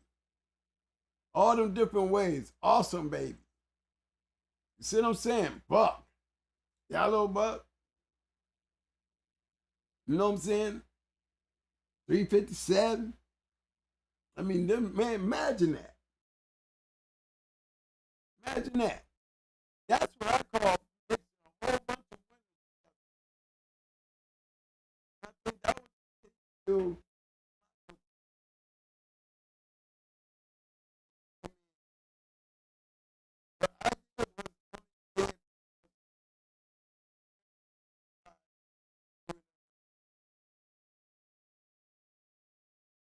I know.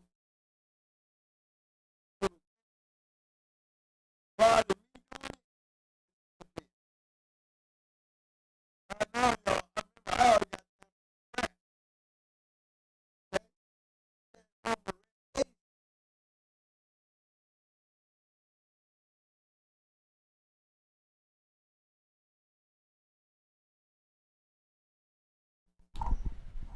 Mike check.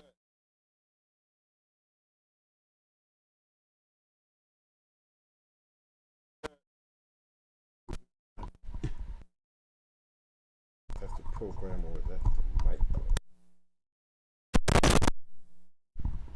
Mic check one. Mic check I one. got a new cord and it's still done. I told you it was never my cord.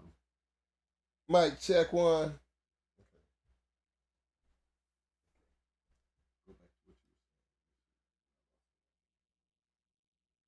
Okay, fellas, with the mic check. See, I got a brand new cord on here. Telling me it ain't the cord.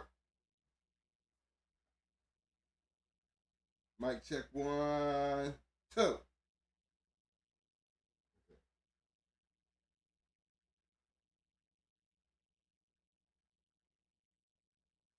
Yeah, I mean, I see y'all in the conversation about the scatterbred stuff. I'm with Ben. What is the definition of scatterbred? To me, when you make a 50-50 cross, it's scatterbred. To me, a 50-50 cross is scatterbred. Come on, guys. You know? It's what I call scatterbred and the definition of what I call scatterbred. And this is what I call scatterbred when I'm looking at pedigree. Is when I say, let's grab some good pedigrees like bullshit dogs. Take some bullshit dogs like that, and you take them bullshit dogs and you breed them, say, to a Mayday dog. And then you take that dog right there and you go breed that to an Aussie dog. See, them are scatterbred dogs. But what makes it so relevant is the fact that when I said, well, let me go breed to Aussie with a bullshit dog. Hopefully it's a champion bullshit dog. Then I'm going over here to take the Aussie to breed to one of his champion dogs. And then when I do that, I'm going to take this champion dog that I got off of Aussie that I made this breeding with and bred to Mayday. And then got me a champion out of that.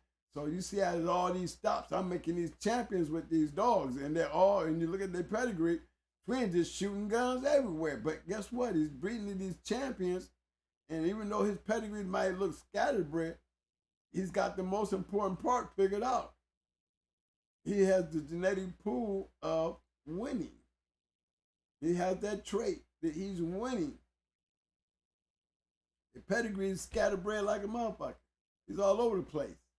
But what is he all over the place with? One thing Twin was doing, he was breeding to each champion out of each one of those dogs. He wasn't just breeding paper because of that. That was useless. Who even want to match it up? Because it's just, how you gonna match that shit up and try to make sense of it? The only one conclusion you would have came to, Twin was breeding the great dogs. That's all.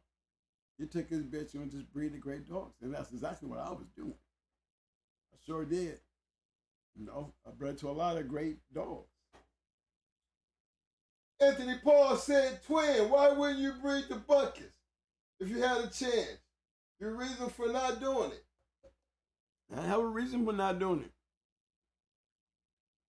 I did not have a reason for not doing it. And Super Kennels was down here with me. I wanted to do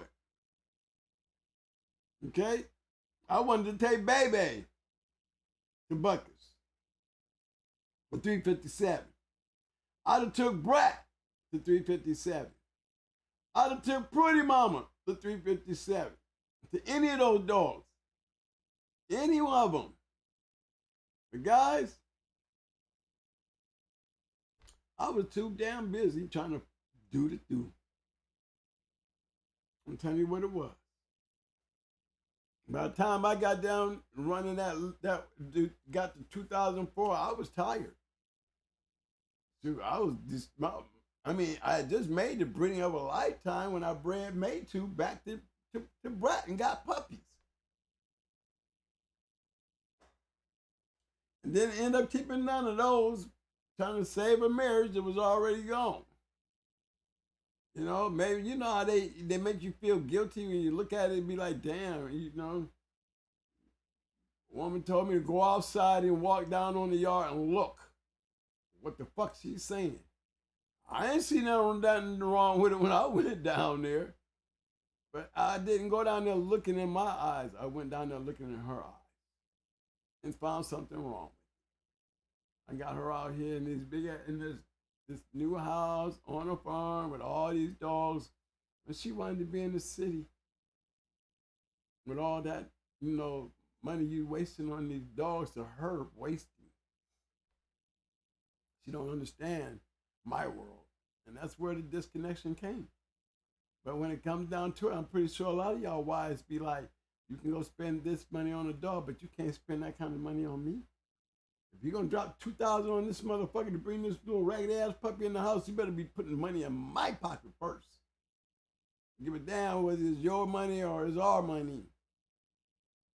You know, you'll put that on that, and I'm more valuable than that any day.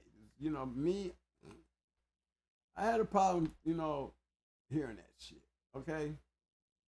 Because it's like, I don't put those kind of things in front of me to be thinking about. I'm just doing what I love. So, you know, a lot of things that I might have been doing was probably selfish. You know what I mean? But when you're talking about me, and my drive is still, you know, the win. It's not about the breed to me. I'm still on the win. I'm going to be over here trying to win long more than over here trying to breed. And when I was making those great breedings, you know, to Luke Kane, Twisted, I mean, I would have had Mega Red on there. I would have had Bullet from my boys up there in Cleveland on there. You know what I'm saying? I'd have had all them down. If I had a chance to do it, I'd have bred to all of them.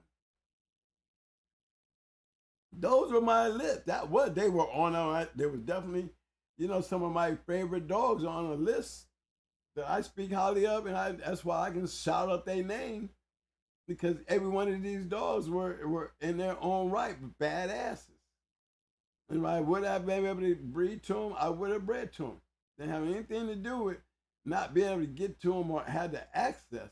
My mind was set on doing so many other things that they weren't down there in my majority of important things, especially down in the time that when I should have been settling down with the yard that I had to make those great breedings. I wasn't. I was trying to save a marriage based on, you know, my attitude about my dogs and why I got this life built up for my dogs, and she not understanding where her place was in that. So That was the key factor. Cause if I never turned out that faucet in 2004, I would have had breeding to all that shit.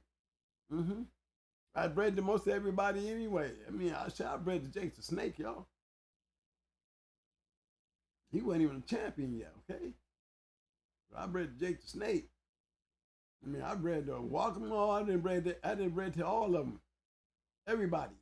So yeah, those were my dream shots. To breed to an Undertaker dog, a Super Kennels dog, and I'm talking about these dogs is not just bred. These dogs is winners. I would have loved to do that shit. This thing in the cross, when they make that 357 cross, then they took and put that Kunta in there with that shit. You know what kind of shit that created? That's the kind of shit that I would love.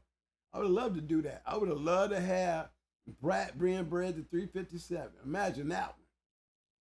You know, that's taking some real good buck shit, putting it on some real good Mayday shit. You know what I mean? Where Buckets might have been lacking a little bit in that ability, that 357 sure as hell wasn't. And them two red ass dogs together would have been, I'm trying to tell y'all, it would have been a sight. But during the time that all this was going on, 357 was still picking up titles. You know, and everybody else was having a chance to do that. I was already, you know, fighting against the back door of, you know, the life of a dog man. You know, where my opportunity wasn't there like they, you know, most dog men, y'all already know what I'm talking about. You know, we can talk about that one day. Just make sure your wives ain't around. You know, because to them, we're selfish.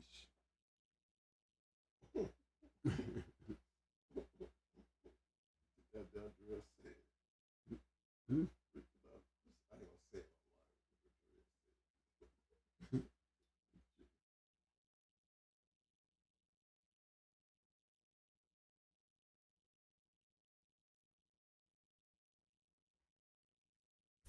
Hey, Dread. I know everybody else can read. So this is for the public. If y'all ain't in the video and you're watching the show and you hear this comment I'm making, to go look for what Dread said, because that was what it basically boiled down to when it came to me. She wanted me to get out of the dogs, sell the dogs, which I did do. Made some pretty good change. And then she wanted me to sell the land and the property and the new home, and she wanted to go and find her somewhere in the city because she was tired of going 4.5 miles to go to Burger King this way, or 4.5 miles to go to Publix down this way, and then right there, and we in the middle of nowhere. And then bad enough, we were right across the street from some people with some lions and tigers and shit. So, and then she's been from Akron, Ohio. You know, she was like down for the count. As long as she saw the growth, but as I grew and the bigger I got, the more she was like, what are you doing? So what am I supposed to do when something goes wrong? First thing I heard was that.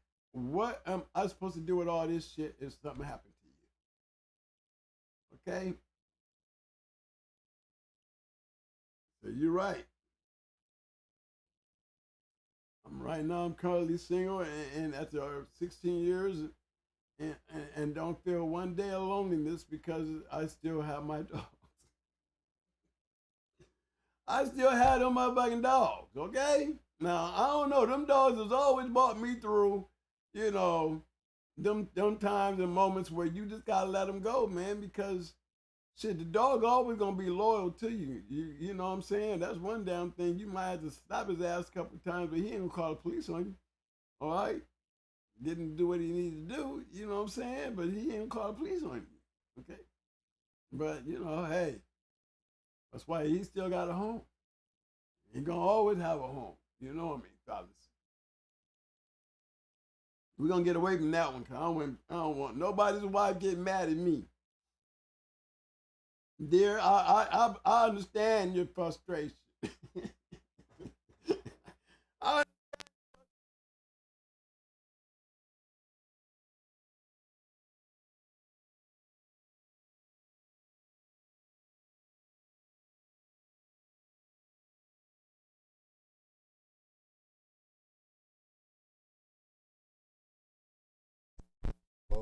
where they can barely hear you sometimes. I'm gonna tell you when you're speaking low. Mike check. You still don't want to pull it up. Mm-mm. Okay, then let it keep going out then. Pulling it up ain't what's doing it. Well, it's something doing it, and I'm telling you what I've seen it do. Just, you know when to do it because of what you do. That part you do know. That's right, and I'm not going to stop doing it if you don't put the mic up, because it's not going to do it if you just put the mic up. Well, That's all I'm asking. just Put the speak mic up. I need you to keep speaking up the word. Okay. When the mic go up. You don't. That when you get low and you can barely hear what you're saying. I need you to stay at that tone. They can hear you now. But this mic can hear you way something having going way in the back. Because they can hear me because I'll be speaking at a certain tone. Okay. I don't whisper. I just said that mic picks up anything in the backyard. So I'm sitting right up under it. I'm just trying to see it go out. That's what I'm saying. That's the same. Let's try this so we can just stop. Take a shot at it. I mean, I'm taking one shot at this. I mean, it then went out 4 times in the last 2 weeks constantly. So well, it ain't the chord. So now we can see if it's me. Right. And if it stops doing it, then I'm going to say, I told you. I just don't want to see it do it no more. I know when I'm saying certain words, I'm watching that mic go out. See how low it is now? Look at it when you talk, so you can see what it. But I'm talking normal. Fellas, if y'all fail to hear me clearly, because you know I be spiking the mic, and I think it's me spiking the mic is going to cause a problem. Now, I guarantee you, he didn't move this mic up.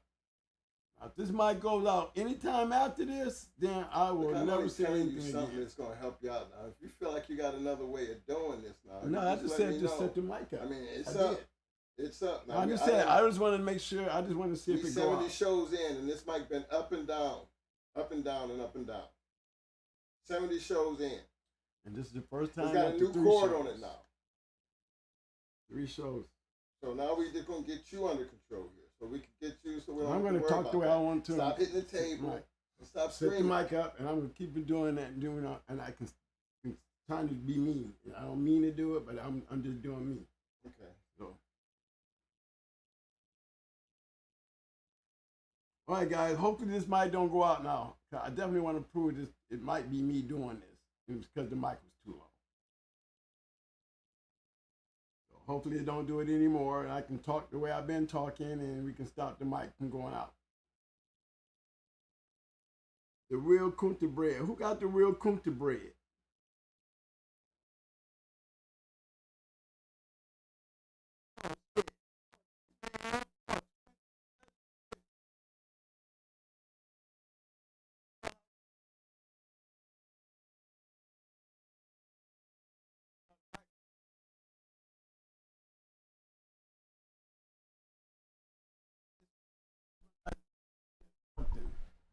It spiked when I said something. It could be the mic, man. But it spiked. As soon as I said, remember Mortal Kombat, it went out.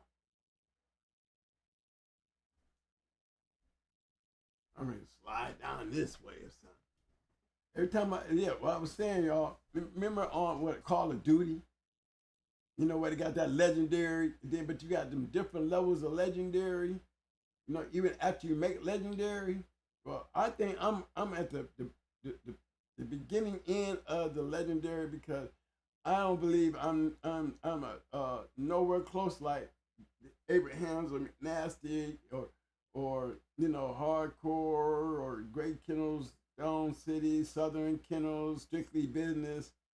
There's so many more I can write off. Fat Bill, the Disc Connection, you know, and don't let me start hollering about my people.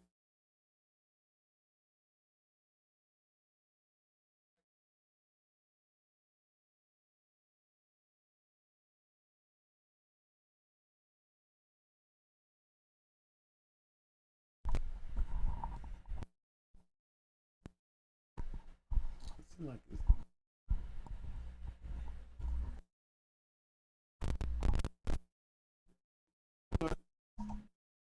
We be in this conversation with these damn mics, man. I think it's time for a new mic.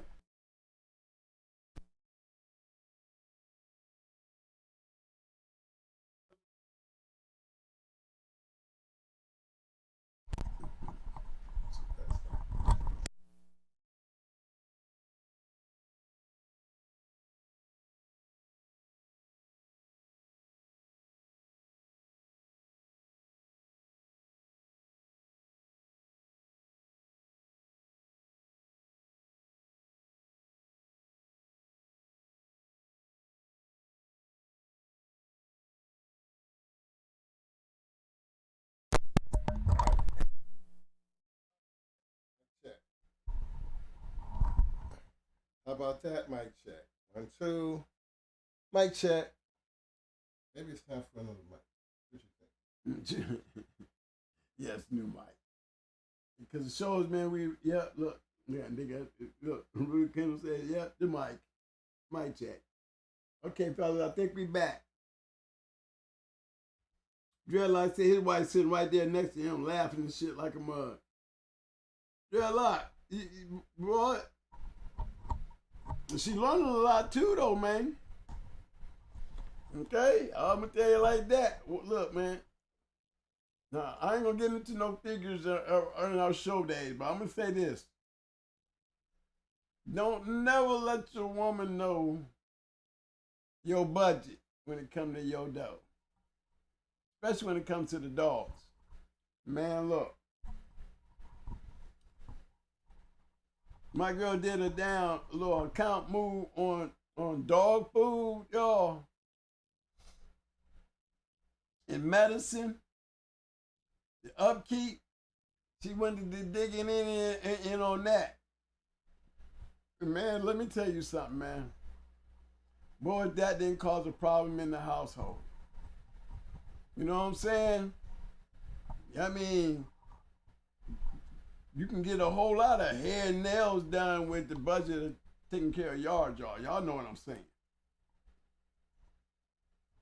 And boy, the worst thing a woman can say to you is, a dog? A dog? What you gonna tell your woman when she's sitting there saying shit like that to you? A fucking dog? Huh? You better not get smart, nigga, because you know we already know we ain't sleeping with no dog, okay? We ain't sleeping with no dog. But the dog is more loyal to me than any woman I've ever had. Not saying they're not loyal, but, you know, dog don't talk back. Dog getting in there and doing the Spartans. I feel like a Spartan because I have Spartan dogs. You know, go to war, all I have to do is prepare them for war. You have that kind of feeling in your yard, you get them kind of dogs, you know, you got to want to have them kind of dogs and keep them kind of dogs. And yeah, you're right, guys, I had all those other great dogs in my foreground to do. If I'd have stayed in, I would have probably made those moves because there were several I wanted to go breed to. I named a few of them. You know? Imagine some of them puppies like that one, the puppies I wouldn't have got rid of off of Bratton made it. And Bratton made to.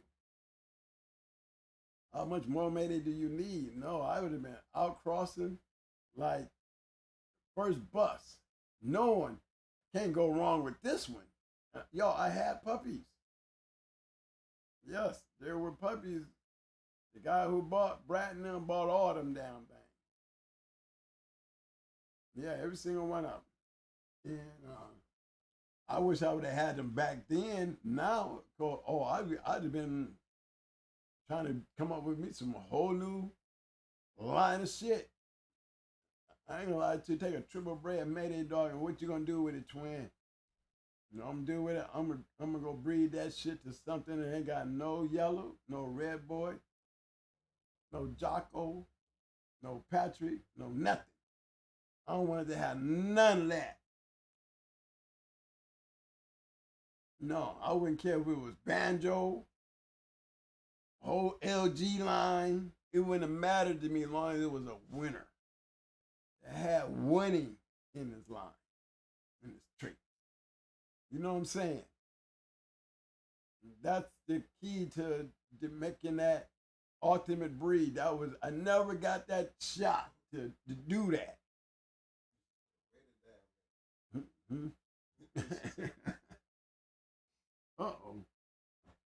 Uh-oh, shit. Oh, shit, I see Nisha in here. I see her name already on the chat board. He ain't mean that. What I say? I didn't say something fucked up. I got to go back. What I say? Oh, shit. Queen in the house. Look at Dre, eyes looking. I bet you some of these guys that moved the computer to the other room. Don't want to hear this shit, baby.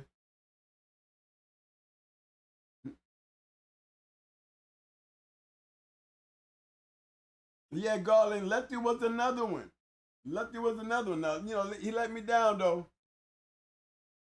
You good scratching, but I like them smashers, okay? I want to be able to take a champion and go on a champion and win, you know what I mean? I hate when champions lose to other champions because you see the betterment of the better champion win. Sometimes it makes the losing champion look like you be wondering how he even made champion because those great dogs make them look so bad. It's like they in two different levels, you know what I mean?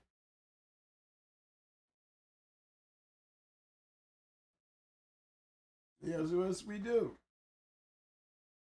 And it's a trait, The dog game and life itself, the dog man in the game itself, guys, we carry a trait too. We carry a trait. Our trait is we have multiple relationship failures. We have lack of responsibilities when it comes to the dogs because all our responsibilities is on the dog. Yes, those are traits. Most of us have them. Okay? These are traits. More serious dog men spends huge amount of times and money. Huge.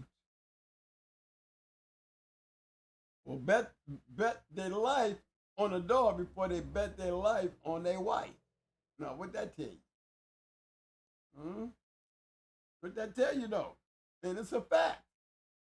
And there's no woman in the world gonna ever understand the educational answer to that when I sit down and try to explain it to her. I can go over there and slap the shit out of that dog right now. He ain't gonna say a damn word. Let me slap the shit out of you and watch what you do. Okay? I need to keep him around the house more than I need to keep you around the house. Okay? No, they don't want to hear that though. But it's a trait in the game. It's really, guys, it is really a part of a philosophy when it comes to genetic trait of a dog man. We have a lot of dog men who will have this trait. If we can sit there in a room full of dog men and talk about, like we talk about bloodline. You go to going hard traits of the dog game and you find my faults all up in that motherfucker. You lost your goddamn mind. You find your traits, my traits all up in that mud. I can't keep a wife. They stick around long, but it seems like it'd be like, one of them shows you on TV, Netflix, y'all be binging on. Yeah, that's how my life be. It be them against me and the dog. I'm always walking around on eggshells, but I'm up early in the morning. I'm coming in late at night. I'm taking these long old vacations to go do these things with the dogs. I ain't even got time to go out and take her out to a real fancy restaurant because I'm hooked. Hey, traits. We talking about traits, right? Okay, so we're going to talk about those traits. Okay, you move those down to the next one. See, I didn't pass my traits on. It's a trait that all dog men at some point deal with in this game. So it's funny that I read the chat, I need to really get off of it because it's really funny. And I don't want to already piss off an ex that's not just haven't got used to being an ex yet, Probably glad to be an ex, but probably ain't got used to being an ex.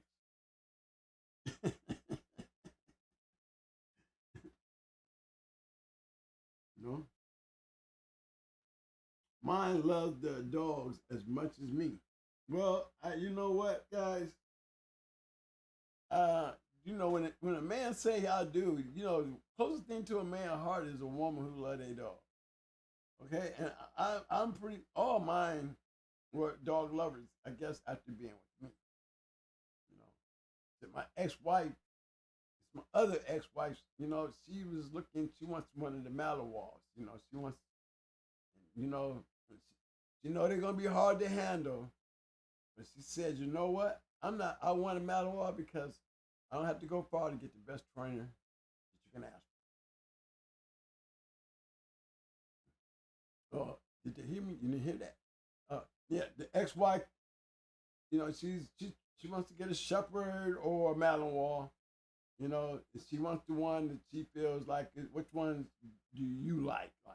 Well, I prefer the Malinois because he's a little bit more agile and for going to protect somebody. That's gonna German Shepherds do it, but that Malinois gonna be on the ass. So she was like, well, I ain't going to. I'm not. I mean, I can handle a Malinois. Because she used to be with me when I had all the dogs. So and then we had Cocker Spaniels. There was pretty ass dogs. So she became a dog lover. The nicest thing she said to me after all that agony she put me through over getting rid of the dogs, she finally, after all these years said that, it don't matter how bad the dog is, I don't have to worry about having a trainer because I'm around one of the best there ever been. Wow. And that's probably the nicest thing she said to me, y'all, in damn near 20 years. She was mad for me for 20 years, even after I got rid of the dog.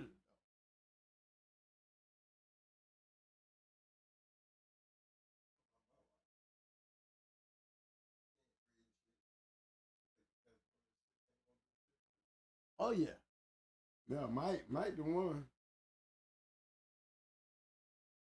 G Money, him and his wife, they got 20 years in deep. So, let's see, he gets a dog. Now they got son right off the Twisted, y'all. Motherfucker grew old and died over here. Okay, yeah, he grew old. After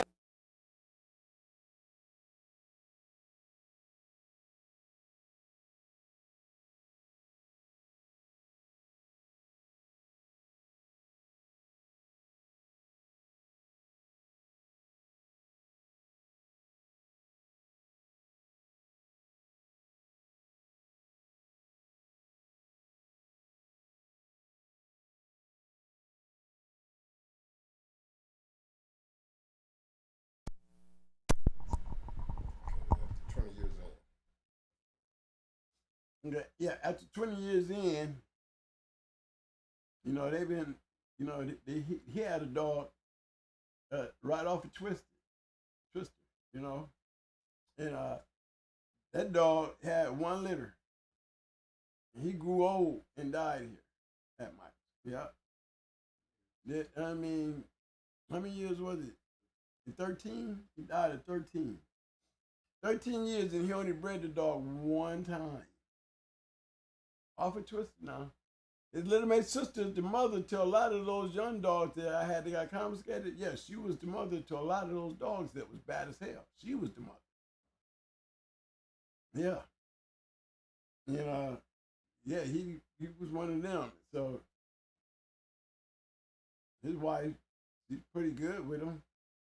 I don't know about now after being away from him so long, we doing this show. It came out of nowhere, but she's down with it. She definitely a supporter. Yeah, that's Nisha's Bakery and Treats. Yeah, that's our biggest supporter right there. Yeah, and his daughter died at an old age. Yeah, he had a daughter, yeah. And she didn't have no litters. And she died of old age. You know what I mean? Some women can deal with him. Mike didn't chase me out. He didn't really run all over the country with me. And he really wasn't out there feeding dogs every night either. And putting dogs in keep. Now, I'm pretty sure she would have had a pretty different, you know what I'm saying. He only had to deal with only moments. Mine felt like they were going through the Holocaust. Never home. Just, what the game does. If you love your dogs, and a lot of us do love our dogs, we love the game. We love the American Pitbull Terrier. Sister. Hey sis, I'm on the show. What's up? I'm on the show. What are you doing? Are you?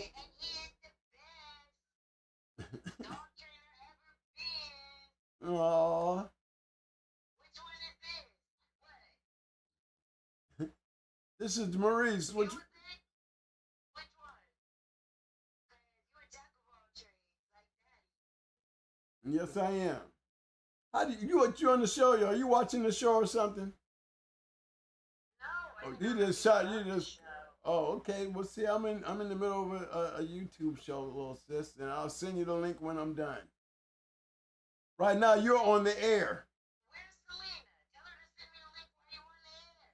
Hey y'all, this is my favorite brother who raised me. Bye, little sis. I love you. Tell Selena to send me the link. I Oh, want to see what y'all talking about. okay. Love you, sis. Bye. All right, baby. I guess you didn't get the memo. See, that happens on air. You know what I'm saying? Somebody's going to be mad. You know? Nah, I didn't say nothing,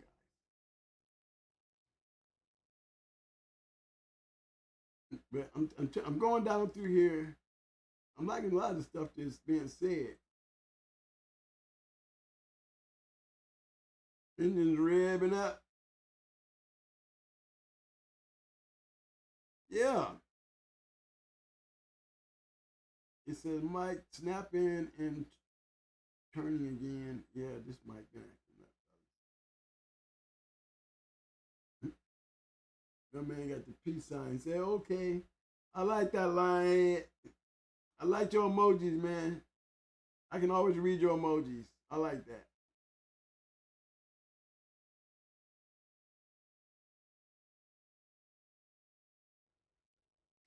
I like when my Spartans they get the when y'all really paying attention, y'all be on the mic. I got that instant mic check going on tonight.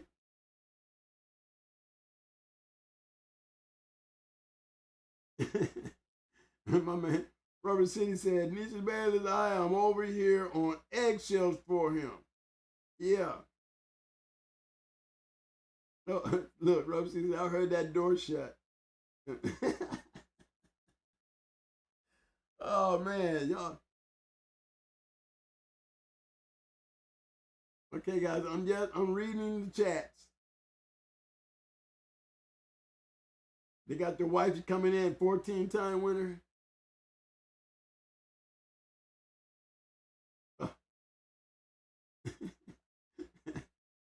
Trent going to be in trouble by the end of the night.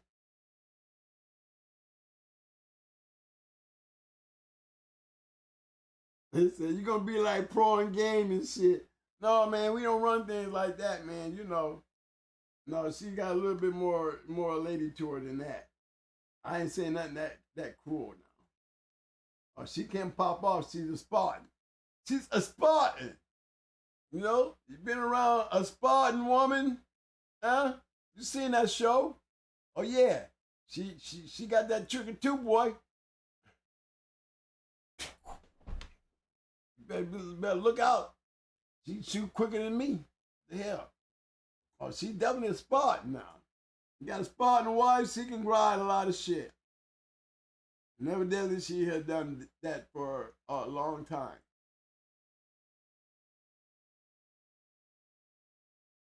I can tell you, I mean, I've been through 2 good relationships, y'all, that lasted well over 10 years apiece. You know what I mean? And they've been together the whole time. Actually, they were together before I even joined those 2. You know, so and each one of them was over 10 apiece. You know, one was 16. So you know what I'm saying? So we got some years in there. They got some years in there. And I go, I'm gonna tell you ones I used to admire, like Ricky Jones' wife. You know, sometimes she would get out, you know, she'd walk that line. Sometimes you be, you know, ready to call her Becky, you know what I'm saying, and ready to do her in. But one thing about it, she was behind her dude. No, she was a dogger. She was a dogger. She came to the show. She was right there in it. She was right on top of it. Another one, Kenny Allen, his wife, she is one of them. You know, she's right there on it.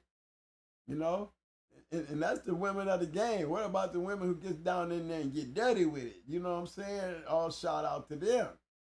They probably got a husband too. Just wondering how my damn woman around all these men in a men's sport kicking ass. We have those out there too. Well, yeah, she used to go with us a lot. You know, my thing was, you know, when they start not getting out of the car, it's time to quit. Okay, because they're tired of they're tired of the sport because they're well, we chase it. They shouldn't have to. And I understand that getting the older as I am, but you know, ain't no teaching an old dog new tricks. You can teach him how to do some tricks, but you can't teach him no new tricks. You know, he give you resistance, but he wants all the best. I don't think I could ever give another woman, you know, that kind of time in my life ever again. You know, because my life is short. So I'm going to dog it out all the way. You know what I'm saying? Yeah, you know what I mean? It's that trait of the dog man. And we know say that, fellas. How many of you guys went out there and has did a stud and maybe it cost y'all a couple bands? Did y'all have to break off the wife before you even left? Huh? Did you know me? I wouldn't say nothing. You know, see, that was probably my fault. Cause I wouldn't tell her nothing. I wouldn't tell my woman nothing. It'd be a surprise. Hey, Friday, I'm out of here. Yeah, I'll be back on Monday. You know, where you going? Yeah. I tell her what I'm going to do, but never got into the figures. I think when they started, when she started going, I think when they see them figures, you know, it's not every day that you have to explain to your wife why you're using those figures right there and then trying to bet that kind of same money on her. How do you explain that? Oh, is it getting low? I can't speak. How can you explain that? You know what I'm saying, fellas? Can't explain that. How do you even get out of that conversation? Do you sneeze? Do you go into a fake convulsion and shit to get out of the question? How do you get out of that question? You know, I never was able to get out of that question, and I never really had a true answer that sounded like it was logical. Because, you know, it does make sense when it comes to a woman putting up with us and these dogs. It really makes a lot of sense. The trouble that we put them in at times when they're trying to be moms at home, you know, there's so much that they carry on their shoulders that, you know, we don't really show them that we, you know, that we do see her worry. You know, I think all dog men should look at their wives and thank them. Because it's a lot. You know, it's not like we're selfish. We just get caught up in what we do. You know? Bad traits. Bad trait. That's a bad trait for this dog man here. It's a bad trait for me.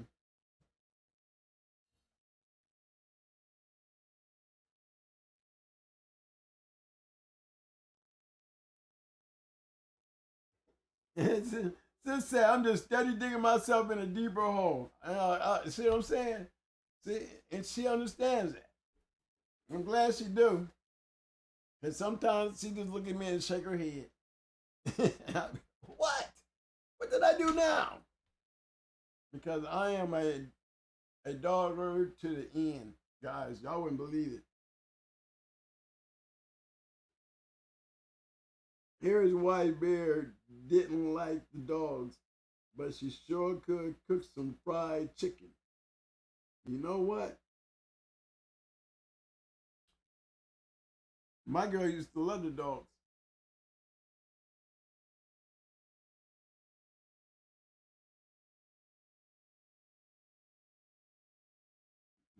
Me, I gotta have me some.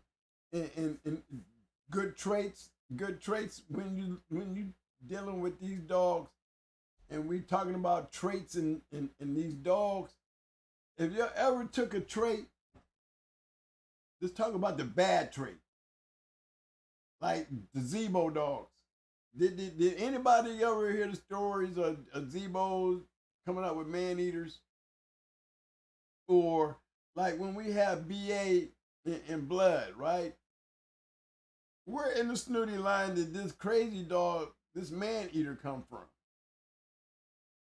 You know what I'm saying? I mean, this dog was a man eater. He did dogs and people. He didn't care either one. He was very, very, very crazy. You know, them bad traits. Traits like chewing up the trees or chains like Brat and them. You know, them kind of traits. Do you ever consider those traits and have those type of traits steered you away from certain breedings that you would like to have made? You know, those bad traits. Because nobody ever stopped breeding the Floyd's dogs, even though they was, you know, in and on and in and on and on. You know what I'm saying? I mean, Maurice Carver, he had bad traits, you know, but did it ever stop his line of dogs? And did his line of dogs traits ever interfere with whether they was bred this way or that way? No. See, those are good traits, and you have bad traits to go along with those good traits, because the bad trait is you really don't know what you got, and you don't know what dog that was really winning. With you know, as far as breeding wise. In spite of my bad hand with women. Okay, this is a good one. Who is this? This is Lionhead. Lionhead says, I don't know, I'm optimistic. In spite of my bad hand with women. But I'm loyal, I'm lovable. So I'm fit for a good one. I'm fit for a good one. It's about what we do with time given. Nothing lasts forever. Well, I hope the nothing lasts forever part will be a forever thing when it comes to me and the dogs. Because I've only ever been really happy with my life and world is when I always had a dog. You know, I can be in a relationship and have a dog, and you know, it's all good. You know, I can. If you don't work, you know, you got your dog there. You know, I'm one of them. I've been around them so long, and they've been such a part of my life. You know, it's like as long as I got a dog, life just seems to be so much easier for me because I got responsibilities still. You probably couldn't get your woman, you know, because after you're spending so much time with them after a while, I don't know if they're getting mad at you or you just trying to stay away from them from being mad at you. You know, either way, you're just trying to stay out the way. You know, I always thought it was because of the dog, so I try to stay out, always stay out the way. Stay out the way. Stay out the way, gentlemen. Just stay out the way. You know, you have to put time in and you got to put money in. Then after that, just get out the way. I'm trying to see these. Some dogs are just one person dogs. Unfamiliar when they are sold. It doesn't pass on.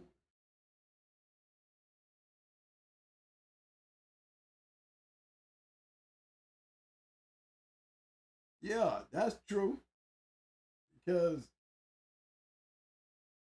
once you take a dog away from a place that he may have been raised at, and you take him home with you, and you do what you would do for any particular line of dog. I mean, it's just dog training thing to me, you know. And you get a dog a new change of environment, the dog gets used to the environment, and you encourage the dog to get used to the environment, where the dog will comprehend what he's dealing with from day to day.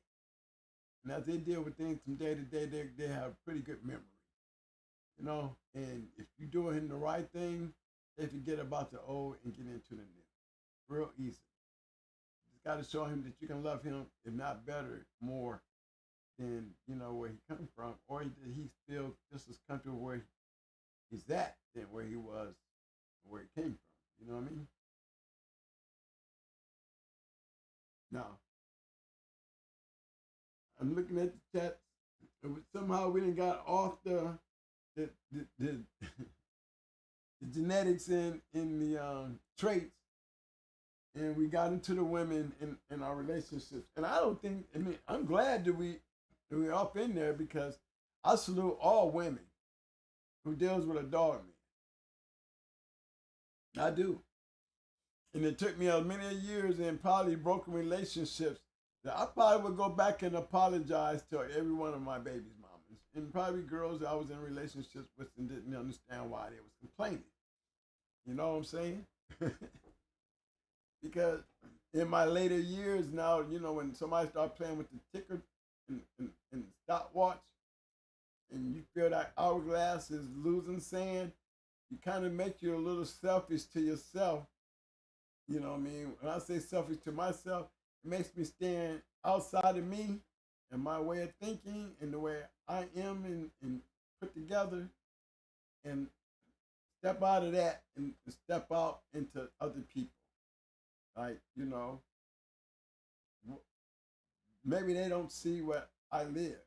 Maybe they see a different way I live compared to what I'm trying to portray myself to feel like I'm living this way.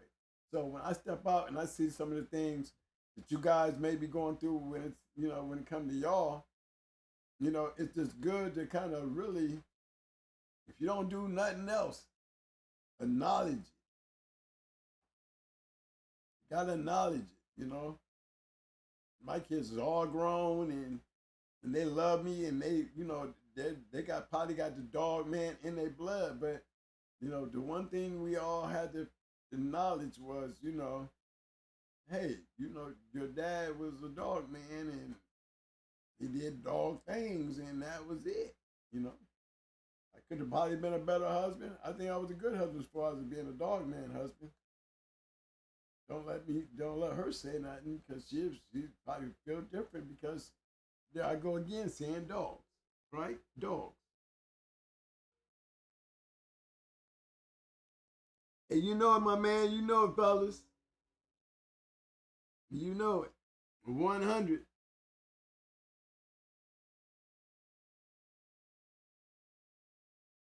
That's 100. Yeah, you take care, Mayhem. Good to see you coming by, man. That's right. Bless you and the family as well, fellas, y'all. That goes for all y'all. You know, we didn't got into this part of the show. It must be time to go. Because now we're talking about you now. All right? So let's just finish this up with a good note of seeing where we at. As far as did we get anything out of the trait? You know, many times we talk about genetic traits, but I wanted to see if you guys kind of help me on the winning trait, the Kennels trait. You know what I mean? Those traits that make great bloodlines, great line of dogs, great wins. You know, I always try to throw that little extra piece in there, even in our polls. You know what I mean? There's always more to it. And I hope that is interesting because I have fun explaining it to you. You know it, Mayhem, any day, man, anytime. You on my team, bro. Shout out. Take care.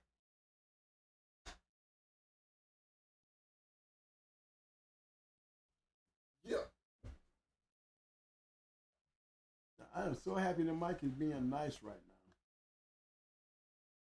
And I think it's because, you know, I'm speaking at this lower tone. It's like, because it's just, you know, and we ain't talking dog. We talking wives. So ain't nobody trying to be hype. You notice that? I've been talking that smooth talk. Yeah.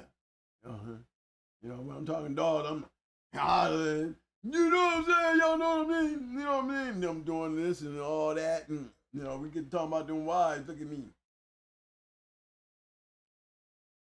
Everybody understands everything about the trait. Look at the poll. Poll tells you where everybody's mind frame is.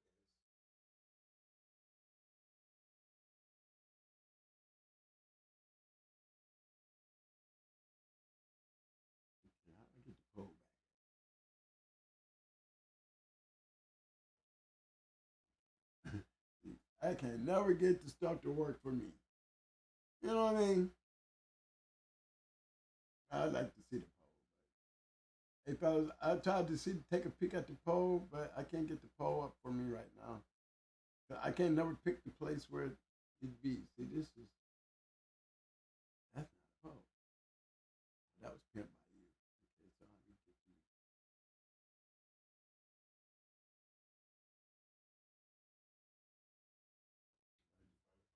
these.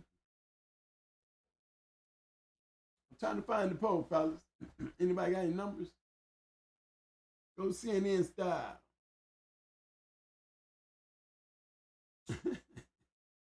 Ben Brock to talk about. Okay. Ben Brock say that modern woman ain't shit.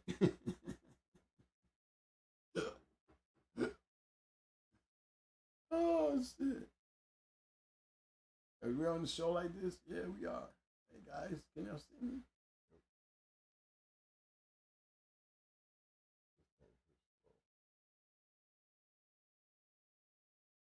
Try to get to the poll right quick.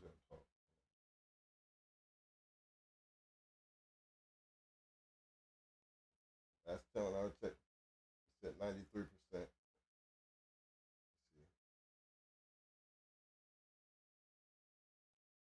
187 votes, 93%, very important. That's a lot. You don't see that. Poll is how important is understanding a dog's lying traits.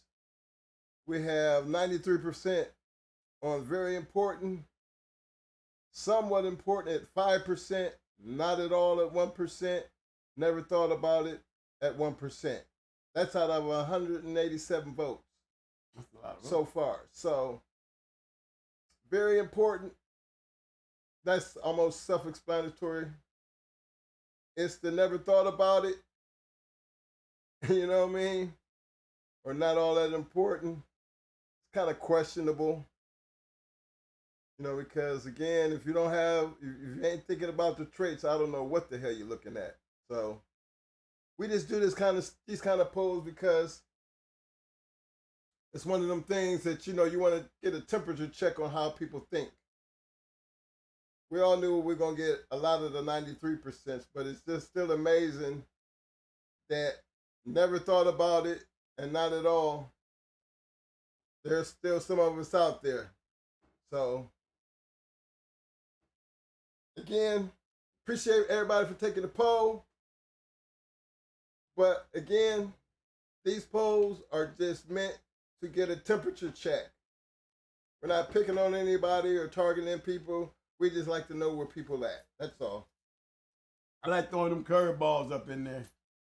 I like throwing them little curveballs in there because being the poll, I always got another angle to it that that makes it more interesting after the poll. Because it's been a few times that I even changed some of my thinking listening to you guys, but a lot of the stuff that I add is from Dog Man back in my time, hitting me with the very same questions that I'm saying to you guys. Did you ever meet Ed Berea? Berea?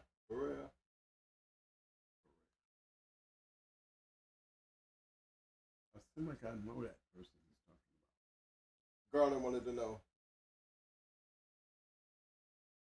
Ed Berea. I don't think so. I've heard the name, and I might have, but ain't he from? He's not East Coast, is he? Is he East Coast?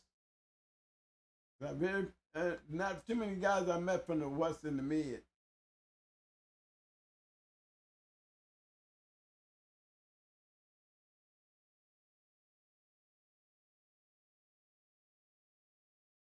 Garland said I had those dogs. I'm trying to catch Garland's conversation here.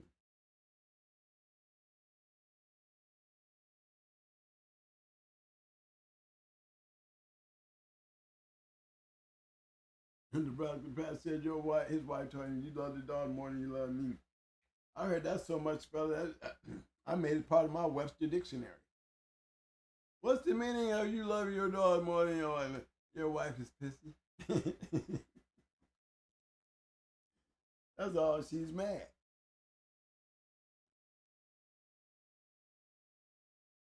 We got some funny ones up here. He said he's from Jacksonville, North Carolina. From Jacksonville. Hey. Man, that name sounds so familiar to me.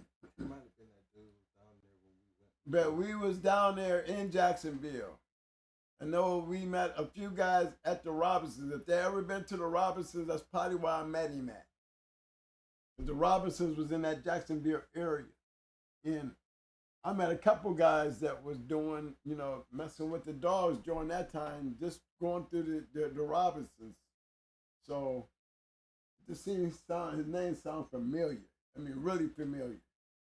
And guys, this is in the early 80s. That I would have had to run across him.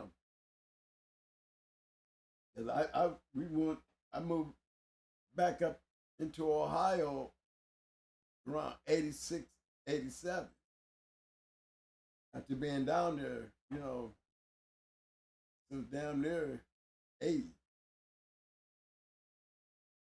But that Eddie sounds familiar. If you had said Kingston, I would have been thinking about Eddie. He might have been there when we did Bruiser. Yeah. I know there was several people there when we did Bruiser. So, I mean, Champion Thor. Yeah, this dog they had was named Champion Thor. And Bruiser, he won that one that night. Back then we didn't know what a damn champion really was. It wasn't no thing to us. Everybody called their dog champion. But as we got older, we started learning the meaning of what it really takes to have a real bulldog. Shit starts setting in. He said he was a big time Red Boy Jocko guy, old man. He keeps Little Joe.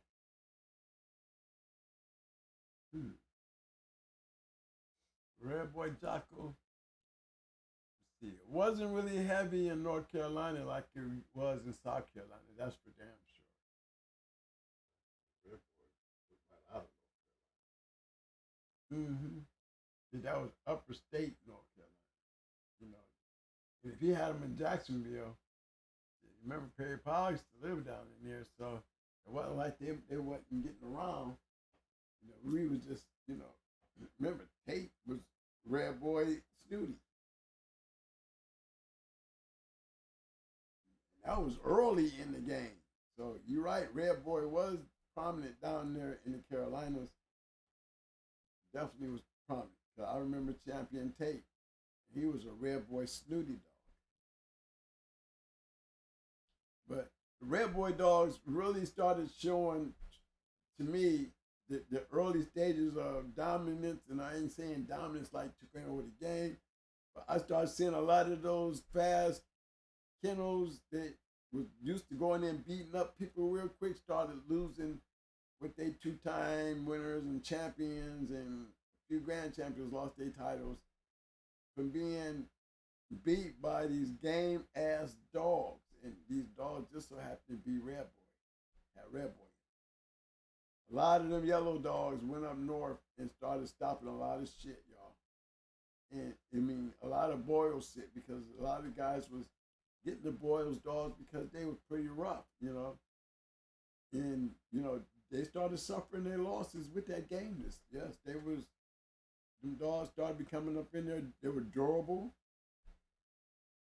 They're not only durable, they were smart. They had a little ability, maybe not as much as the Boyles line has. They still are very athletic dogs. I don't take nothing away from them. Still to this day, you will know a real Boyles dog through its physique. Good Boyles dog is a physique, killer. Basically, methodically, he'll take his time, slowly beating your ass down until he gets you. And that's what I like about Boyles dogs. They're actually more gamer to me now than they were then.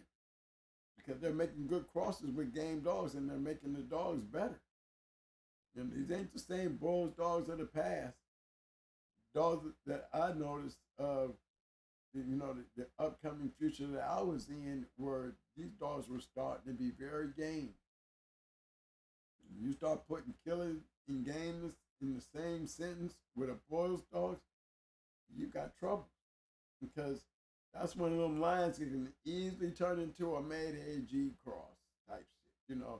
One of them that everything coming off of it hits gold. Everything. So, I'm in total agreement with that one. Late 90s, really close to Camp Lejeune. Termite dogs. That's what I thought. Yeah.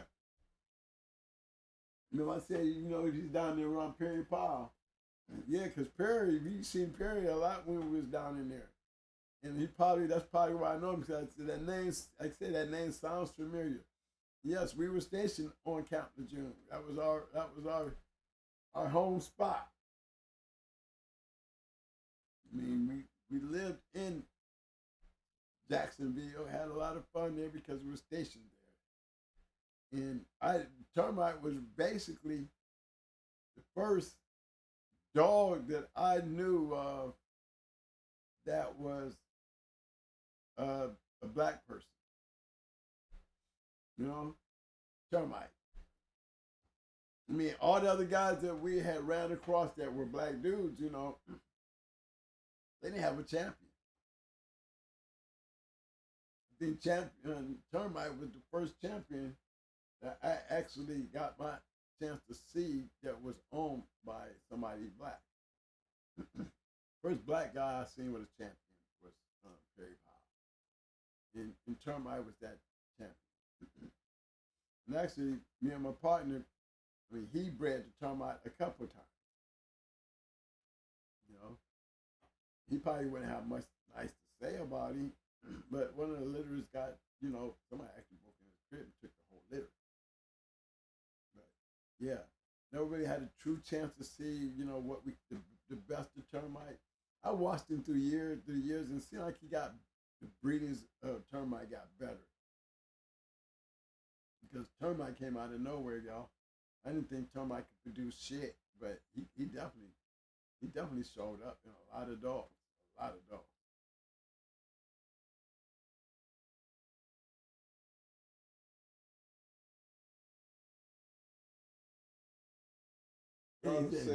Brilliant strip club. Yeah. Yes, it was. Come on, man. That's down there by the base, man. You already know.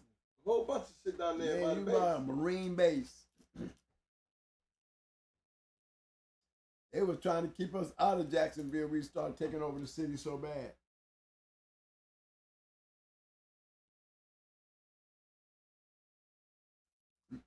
Me, landing here, I'm like you.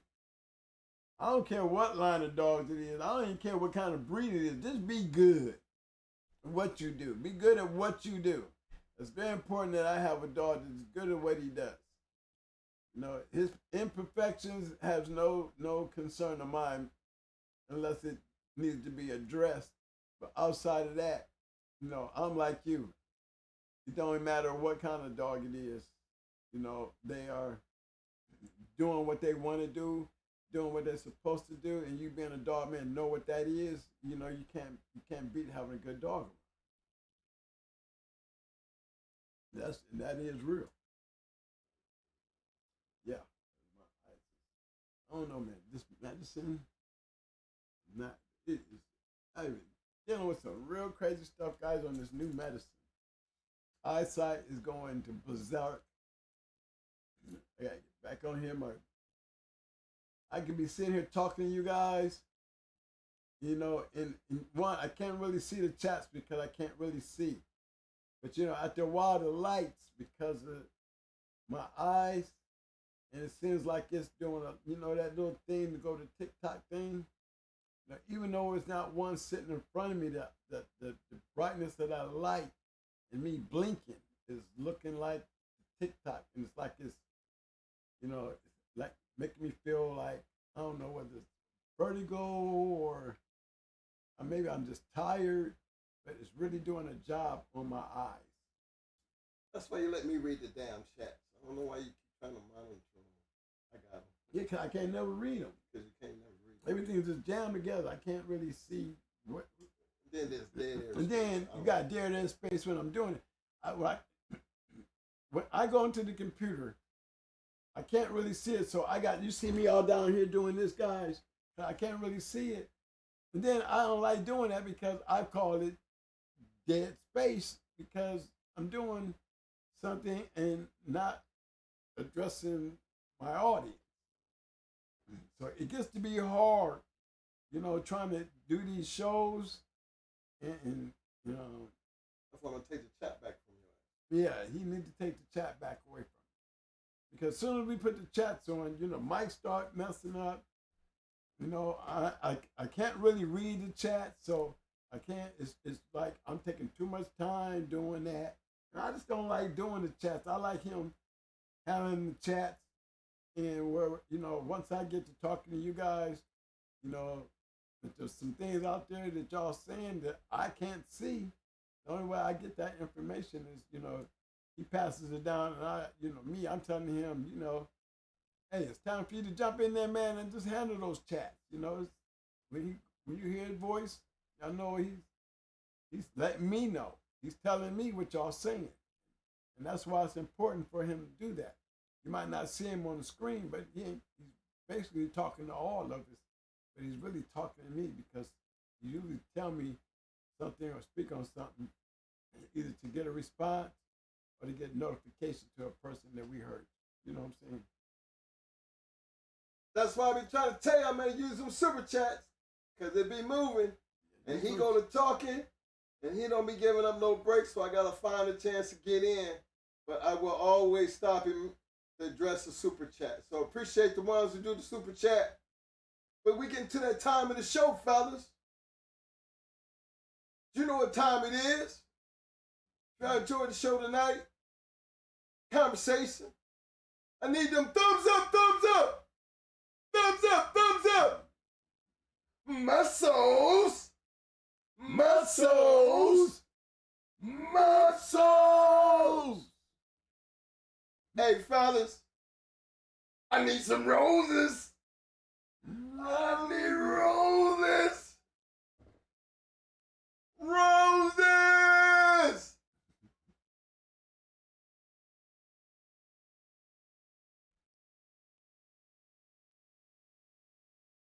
Another big shout out to the chat.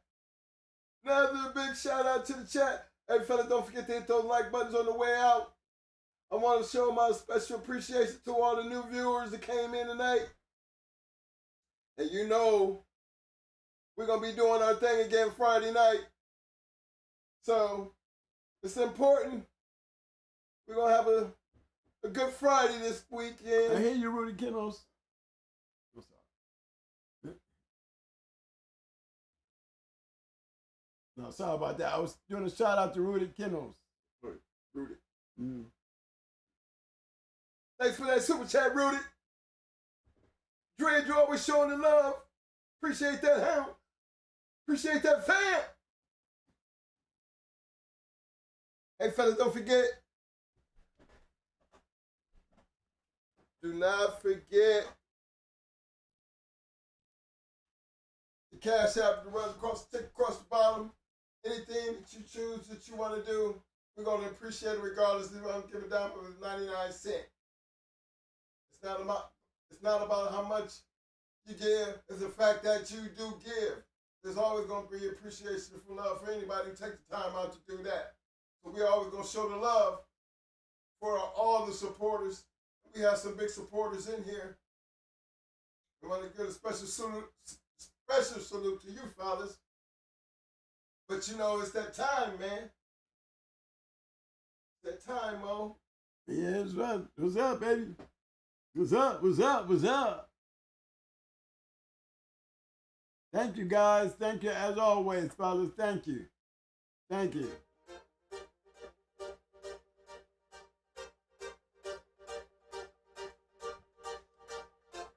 Y'all, we kicking it on down out there, y'all. I come up on this show, man, and we be hitting some deep topics. and I just love to sit back, man, and I hardly ever go back to the shows. If I go back to the shows, I go back to the shows to watch the chats. Because I don't get a chance on the show to really get down in there and get caught up in the chats with y'all. Y'all know what I'm saying? Kind of miss that. But, you know, so it's usually like I'm just sitting up in here, you know, talking. Just running his damn mouth. That's all. I prefer you just keep running his damn mouth with his blind ass. You know what I'm saying? Because I tell him I got this. Again, man, I'm always on top of that chat and everything. You know what I'm saying? And again, I want to give a little shout out to my man I just happened to see him in the room. Yo, what's up, Frank Rizzo? One of our big supporters. Rizzo, what's up, You know what I'm baby? saying? Where you been, man? Hey, man, that's one of the big supporters. You know, I'm going to always give him a shout out. And again, fellas, you know what I'm saying? Much appreciation. I hope y'all, you know, especially for the newcomers who, you know, that 1%, you know, with that, never thought about it. Hopefully some of these conversations that we have, we're really looking to change your mind. You know what I'm saying? The game is not meant to be sold. It's actually meant to be told because, you know, I don't remember nobody we had to pay for as far as information. You know what I'm saying?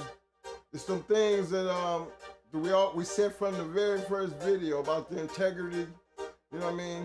The loyalty, the trust, the truth, you know what I'm saying? And the respect for the game. You know, don't never lose contrast to that. Now, there's a lot of blue in this room, you know what I mean? And that blue to me carries a lot of weight. That's like everybody running around here, they generals. Them bulldoggers, you know what I'm saying? Sharks, baby, it's them sharks. Some sharks in the Pitbull water, sharks. you know what I'm saying? And the conversations that y'all have and the relationship that this chat room shows is, you know, it's a testament to what we actually be striving for. Nobody's better than the other because we all in the same fraternity. You know what I'm saying? And it's all about helping each other. That's what's gonna give longevity to the game, that's all. And the good thing about it, this ain't a color thing because everybody in here is supposed to be blue any damn way. That's right. You know what I mean? You know what I'm saying? That's what we rolling on. Right, that's right. It's Sharks are bulldog blue. country right That's here. right. This is a bulldog country right here. You know what I'm saying? So, until Friday, and I hope to see everybody Friday, you know what I'm saying? Because Friday is Hot Mic Friday. And we try to get somebody on for them times that then it's a Hot Mic Friday, so anything liable to happen, anybody liable to come through. You know what I'm saying? That's the most important thing is we all here to be bulldogging. So until then, we're gonna end the show like this. I mean, I keep seeing them thumbs up and them muscles and them roses, and I appreciate that, fellas. Y'all keep doing that. To all the moderators, to all my blue sharks in the house. Love, baby. To all you new viewers that done stopped in the room, keep coming, baby, so you can get your hardware, fam. You gonna get that hardware. You know, so much love to you guys that come out, and to all the new subscribers. Don't forget to hit that subscriber button. You know what I mean? That's that button up there that says subscribe. Go ahead and click it. You know what I'm saying? On top of that, y'all on the way out that ain't hit that like button, hit the damn like button. I'd like to shout out to Akron at home, fellas. I'm at home. I'm in there. Just making sure Akron know I'm in the house.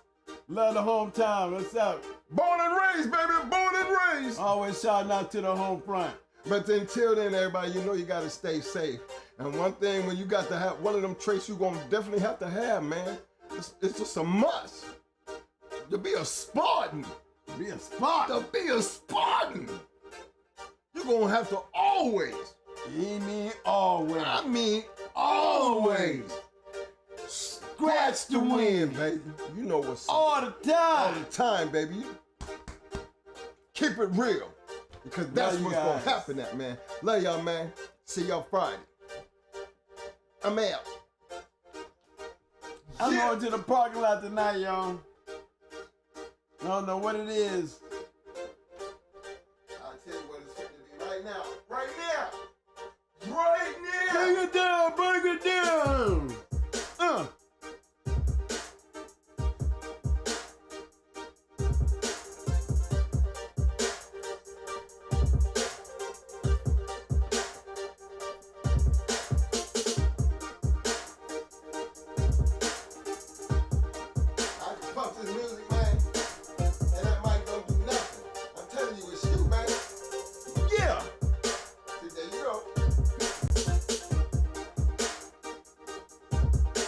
That's right, fellas. Thank you, man.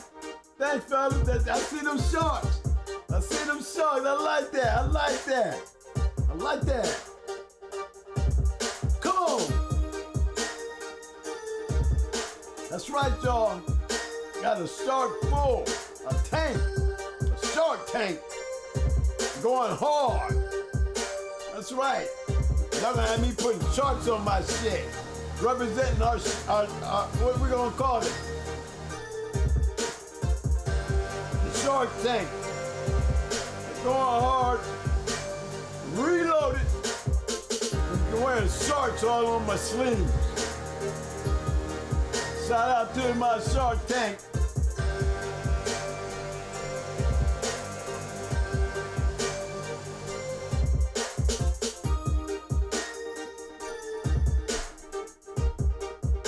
I'm just sitting back chilling with y'all for a second. My eyes are so tired, y'all. It's like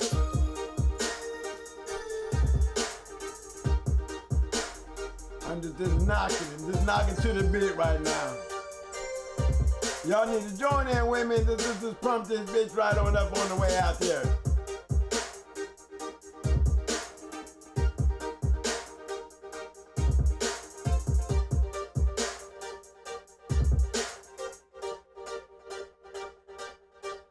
Come on. Yeah, man, that beat right there, that's a Tuesday beat right there for me. Break it down one time for me. Hit it.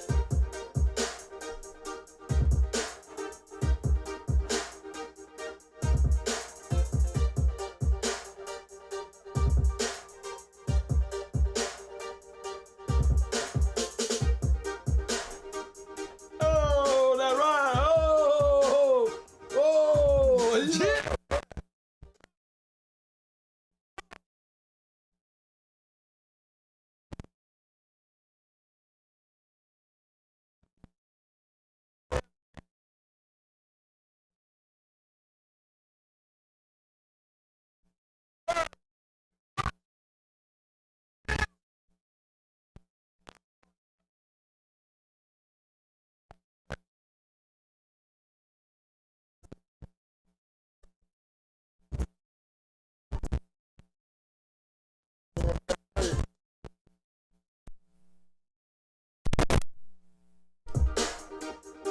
You was rocking too hard.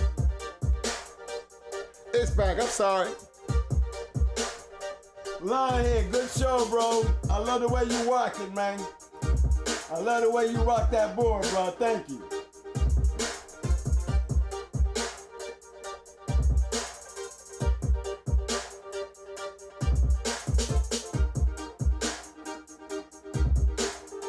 I ain't never seen a person to make a damn chat post look so good It's so fast. and so fast.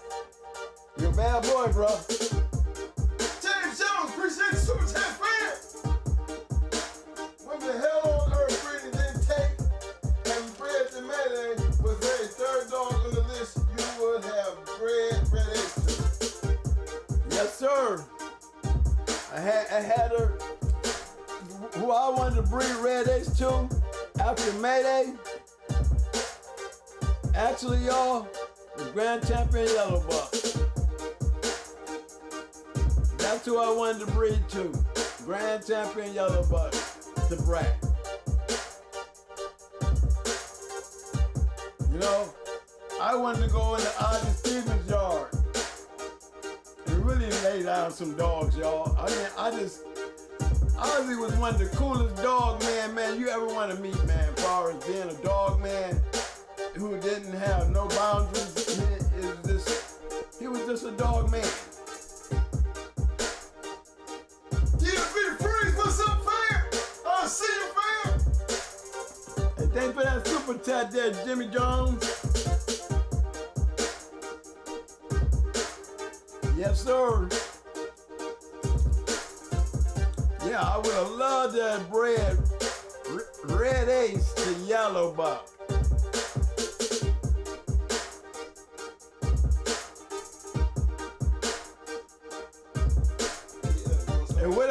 one too, fellas. I'm gonna let you know. If she had to do what she was supposed to do to Tommy, oh, that would have really been something.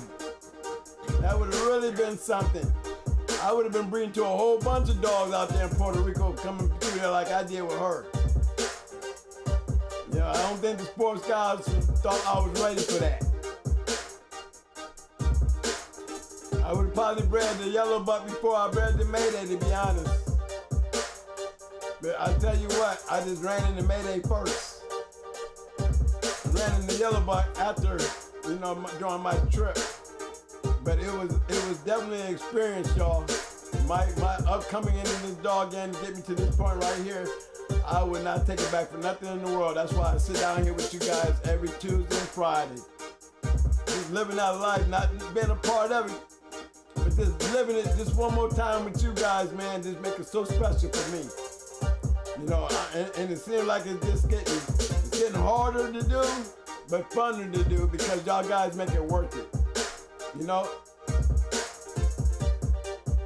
money is good on the table. The scratching is still going on. You need to get another referee to start calling some of these fouls. Some of this shit is, you know, these fouls, boy, this medicine and the way I'm feeling, guys, it's like having fun on a job. You got to do a job, but you're trying to have fun doing it. Keep it fun, you know?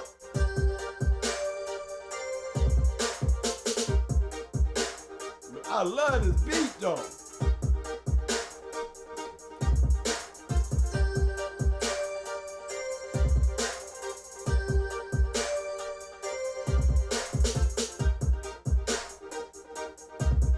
Man, if I could rap, man, I would sit there and I would run my whole history in a rap going the fuck off, you know?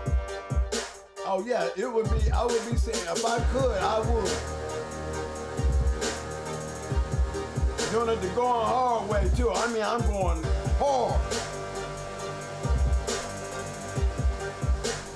That's how that beat is rocking. They need a hard rapper on that boy.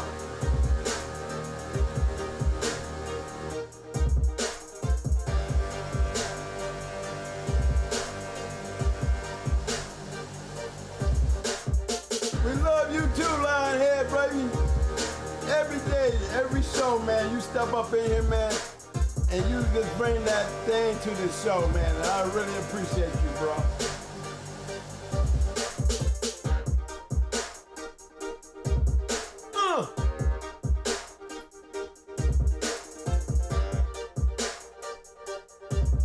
Yeah. I like that. Come on. Bring it back there. That's right, Mike.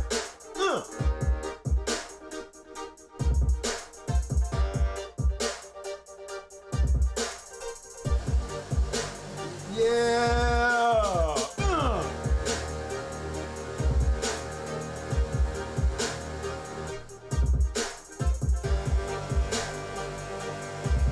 Man, this is a pretty part here. My dog running that mill. I would have him going about 130 miles an hour. He's so happy seeing me being happy right now. He's probably trying to burn the damn treadmill down. You know the dog, good dog, love their master when he happy. Come on. You know what I'm saying? When you get down to that bulldog time, like I got the bulldog in me today. Like I got the bulldog spirit. You know, I've been scratching all day trying to make it through this day. And just feeling good right now. I just did it, I just made it, and I just happy. And I feel good about it, you know what I'm saying? I enjoy the night, I enjoy the show. And this beat is just feeling good, hitting them bones tonight. I meet you guys in the parking lot. That's right. I'm gonna let this roll out for a couple, about 20 more minutes, fellas. So let's get it in. Come on. Woo!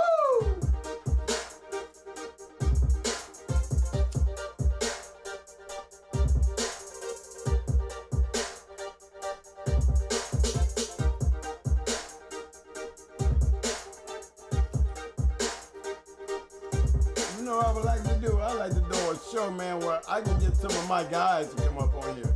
some of our moderators. You know what I'm saying? Let's make some of these people in our chat our guests. Hey, that's what I want to do. I want to start bringing some of my guys out to chat on the show. Come talk to us. Come hang out with us. All you gotta do is just pick up the line and just say, come on, Trent, I'll come on in and sit with y'all tonight. I want some of my boys out there in the chat rooms, man, to come in here and sit down with us and do a couple shows with us. Every show I want somebody out that chat room to come on down in here. We're gonna put y'all on our platform. Yeah. 7 Sports Digital Me, I got legends in this room. I got good dog men in this room. I want everybody to come and get some of this. Come on in here, join me. I'm gonna start picking on y'all. I'm gonna start talking about, man, here's the number, call, man, let's talk, baby. I tell you what, I want up in here, I like to see Hemi James up in here. Hemi! Yeah, I'm talking Hemi, Hardy Boy. Mike Dan. Arrowhead. London Hill. Rubber City. Rack City. Jeep Red Boy Rascal. Where y'all at? Where my boy at Dread? Dread Lord. Where y'all at? Yeah, man. Gotta have y'all. Come on in here. Sit up on the show, man, and let the people ask y'all questions. Welch, you should be the first one in line. Welch, you should be the first one in line. Let me just say that to you, buddy. You should be up there thumbs up like a mug if you still in the room. Love to have you, man. And remember, we live by the disclaimer. So be happy with, clap your hands.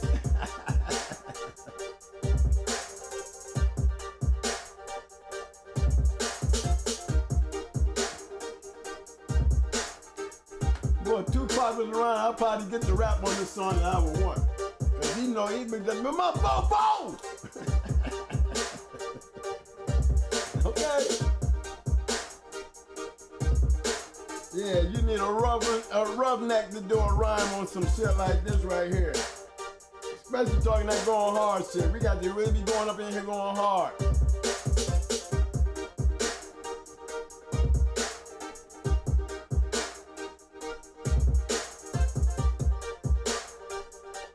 Shout out to all the viewers. Don't forget to hit those like buttons. For all the new viewers, don't forget to hit that subscribe button. Stop by and hit that poll while you're in there and while the show is still out. Let's see them numbers are going here. Don't forget Tuesdays, Fridays, 8 o'clock p.m. Eastern Coast time. It's going down. Yeah, man, I'm gonna go through some of these journals. I think we're gonna start finding a way to put them up on the view screen. I'm working on that. I want to go in and start pulling up some of them old matches, y'all, so we can sit down and pull them out of the old books, talk about them. You know what I'm saying? Feel that flame. Put ourselves in that moment. Get some of that moment up in here. The good old days, boys.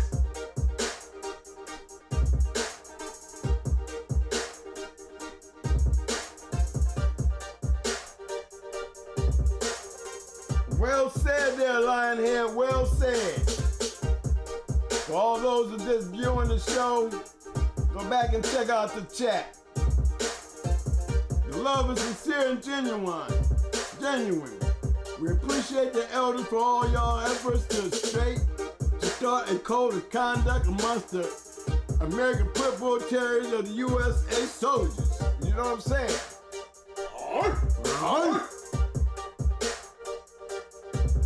Come on!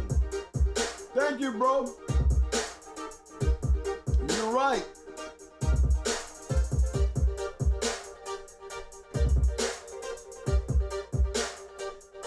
Special salute out to all the Bulldog wifers. Salute! Going hard. Reloaded at gmail.com.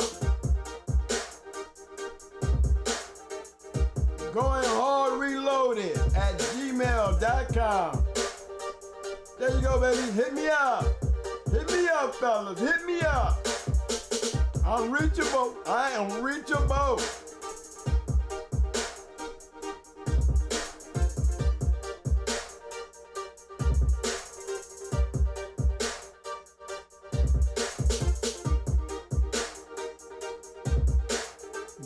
James Jones, get my email, send me that question. Yes, I'll get that question in. I hope if I missed it, I'll make sure I get it.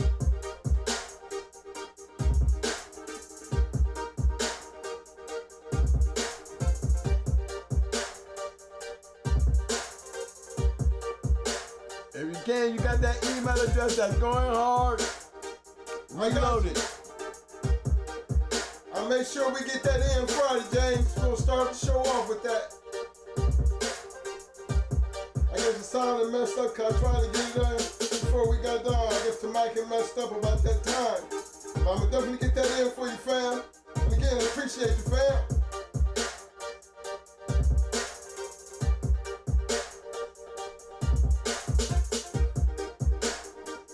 Hey, y'all, just imagine if you could have ever bred Mayday to a dog like 9 Millie, or breed Mayday to imagine that cross, like a dog to hardcore.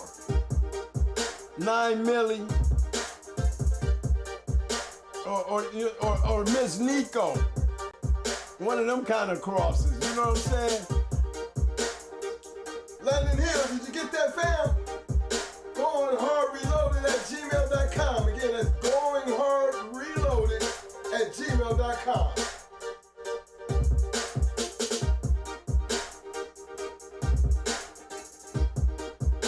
Imagine if we would ever take a dog like a Queen of Heart. You know what I'm saying? And bred it to one of them badasses over there on Ozzy's yard. Or try breeding Queen of Heart to Grand Champion Duke.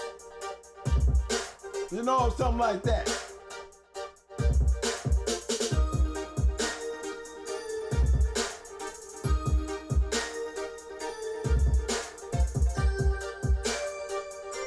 Yeah, that's one that we ought to just talk about some breedings that never happened, that could have happened, and should have happened. You know what I'm saying? I mean, come on, y'all. Could y'all imagine breeding Grand Champion Bump, the Honey Bunch? Come on now. What kind of puppies would we have?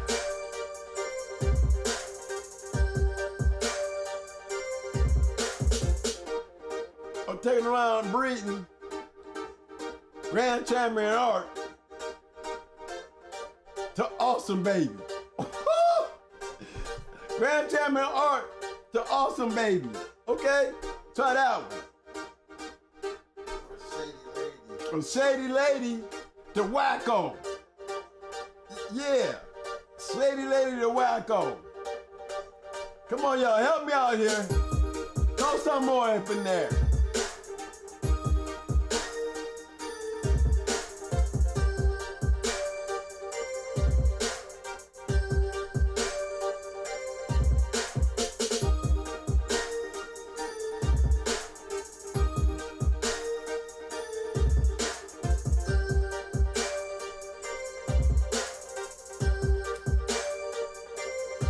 Appreciate the love, Rudy Kennels. We appreciate having you, fam. And thank you. Oh yeah, man. Thank you, man. You was a good player in that mug, man. I really appreciate you, bro. Hey, I'm telling you, man, we need to come up with our own little crosses in the chat room. You know, just come up with us a nasty ass cross. See if we can do some chemistry work up in here.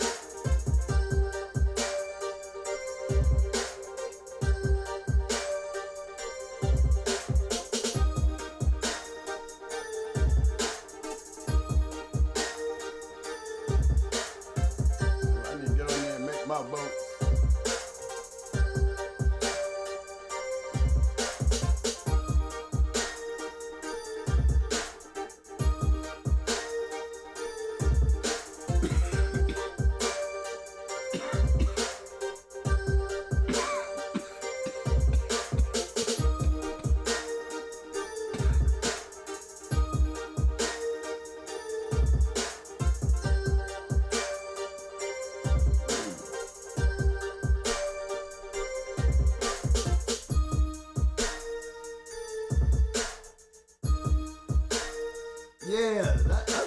talking about. I'm trying to tell you, that's what I'm talking about, Lionhead. Yeah, we need to do that.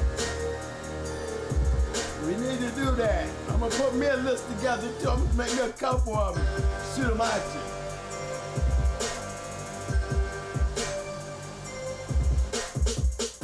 I bet you we can come up with some nice ass breeds too, man. Some badass dogs, just imagine.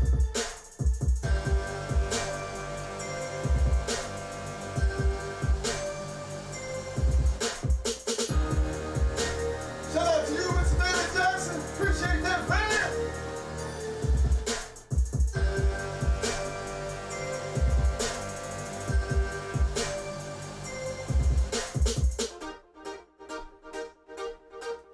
How to work down in the Jeep. Oh, would it work?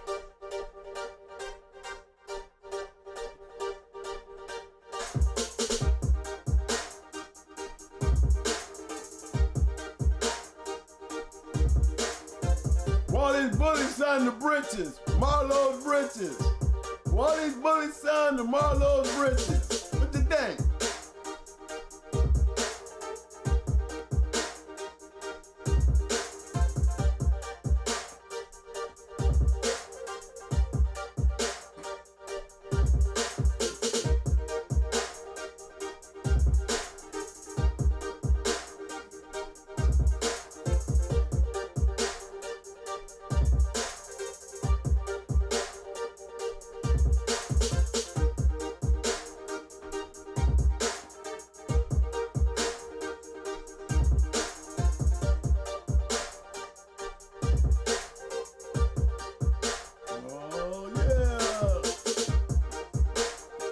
Go people.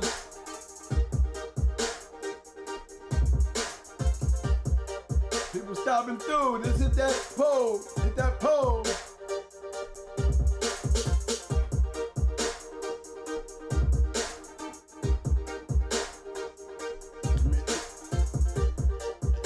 It's funny that somebody always, it's never gonna be a 0%.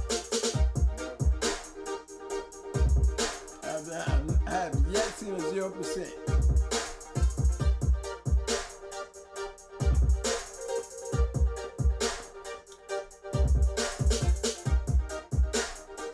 Again, to all the viewers who happen to drop in, don't forget to hit that like button. Don't forget to hit that like button. Baby. Don't cost you nothing, fam. No, that's the button with the thumbs up.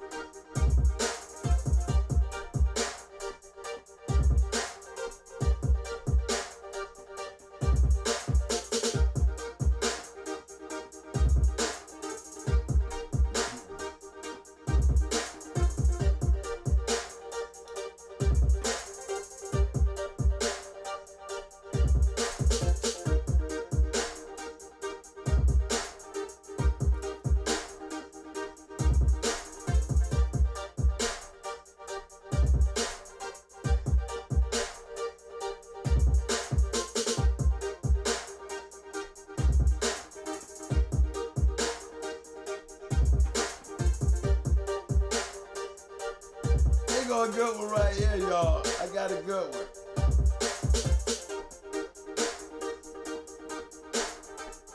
Crown's cremator, the Panama Red. Y'all hear that one? Crown's cremator, the Panama Red. What do you think?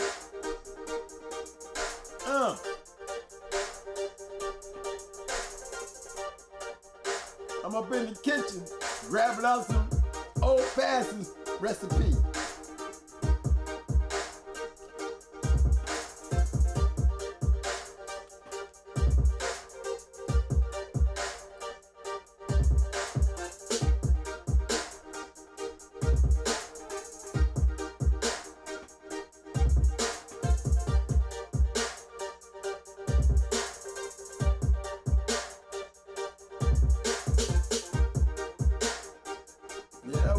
nice fantasy, a mega Pitbull fantasy like draft.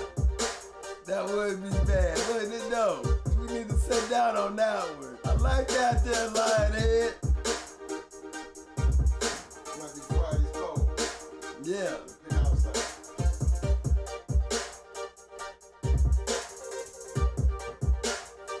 Pick out one that never happened. It could have happened. This didn't happen. Right.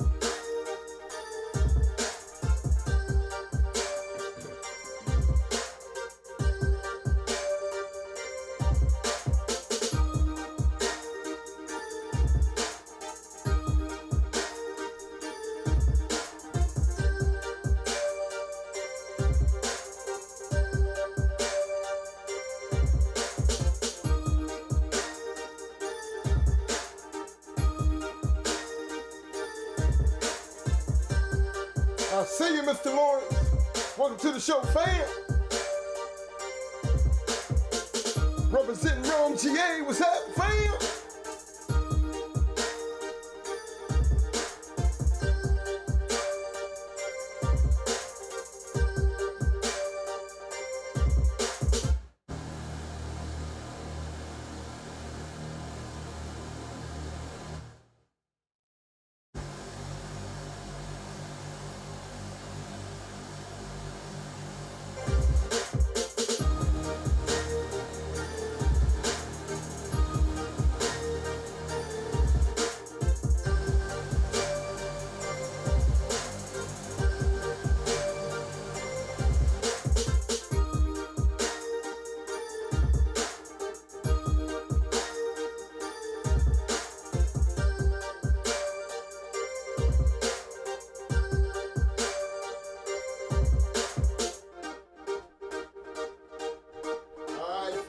Hit that magic number for the night, yes sir. We want to give thanks and appreciate, for everybody who came out and who views the show. All we ask is you stop by and make sure you hit that like button. It's the little button that got the thumbs up. Don't cost you a dime. It's free. Nothing but time, baby. When I shout out and do that last call, flicker the lights, letting you know it's about that time. Again, for all you new viewers, don't forget to hit that subscribe button. It's much appreciated. There's a ticket to run on the video at the bottom of the screen for all those who would like to donate to the channel. Cash App. Believe me, it's never about how much you give.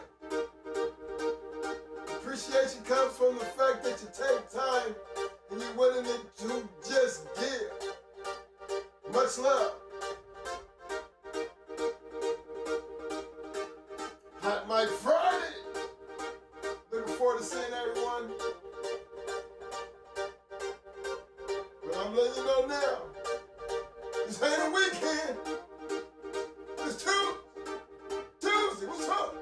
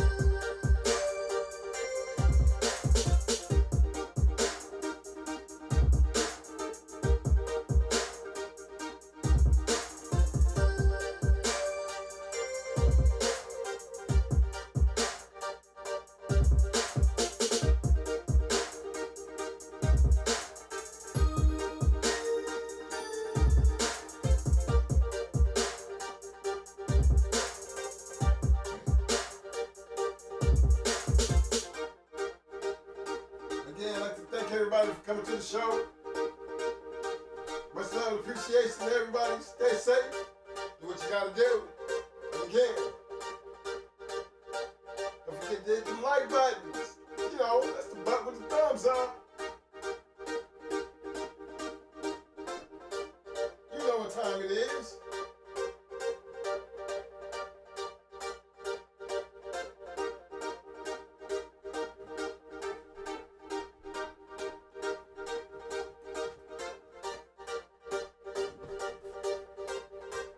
Shout out to the chat, to all the moderators, to all the viewers. Appreciate you guys. Again, much love and salute. Shout out to the Bulldog fraternity. Amel. See you Friday.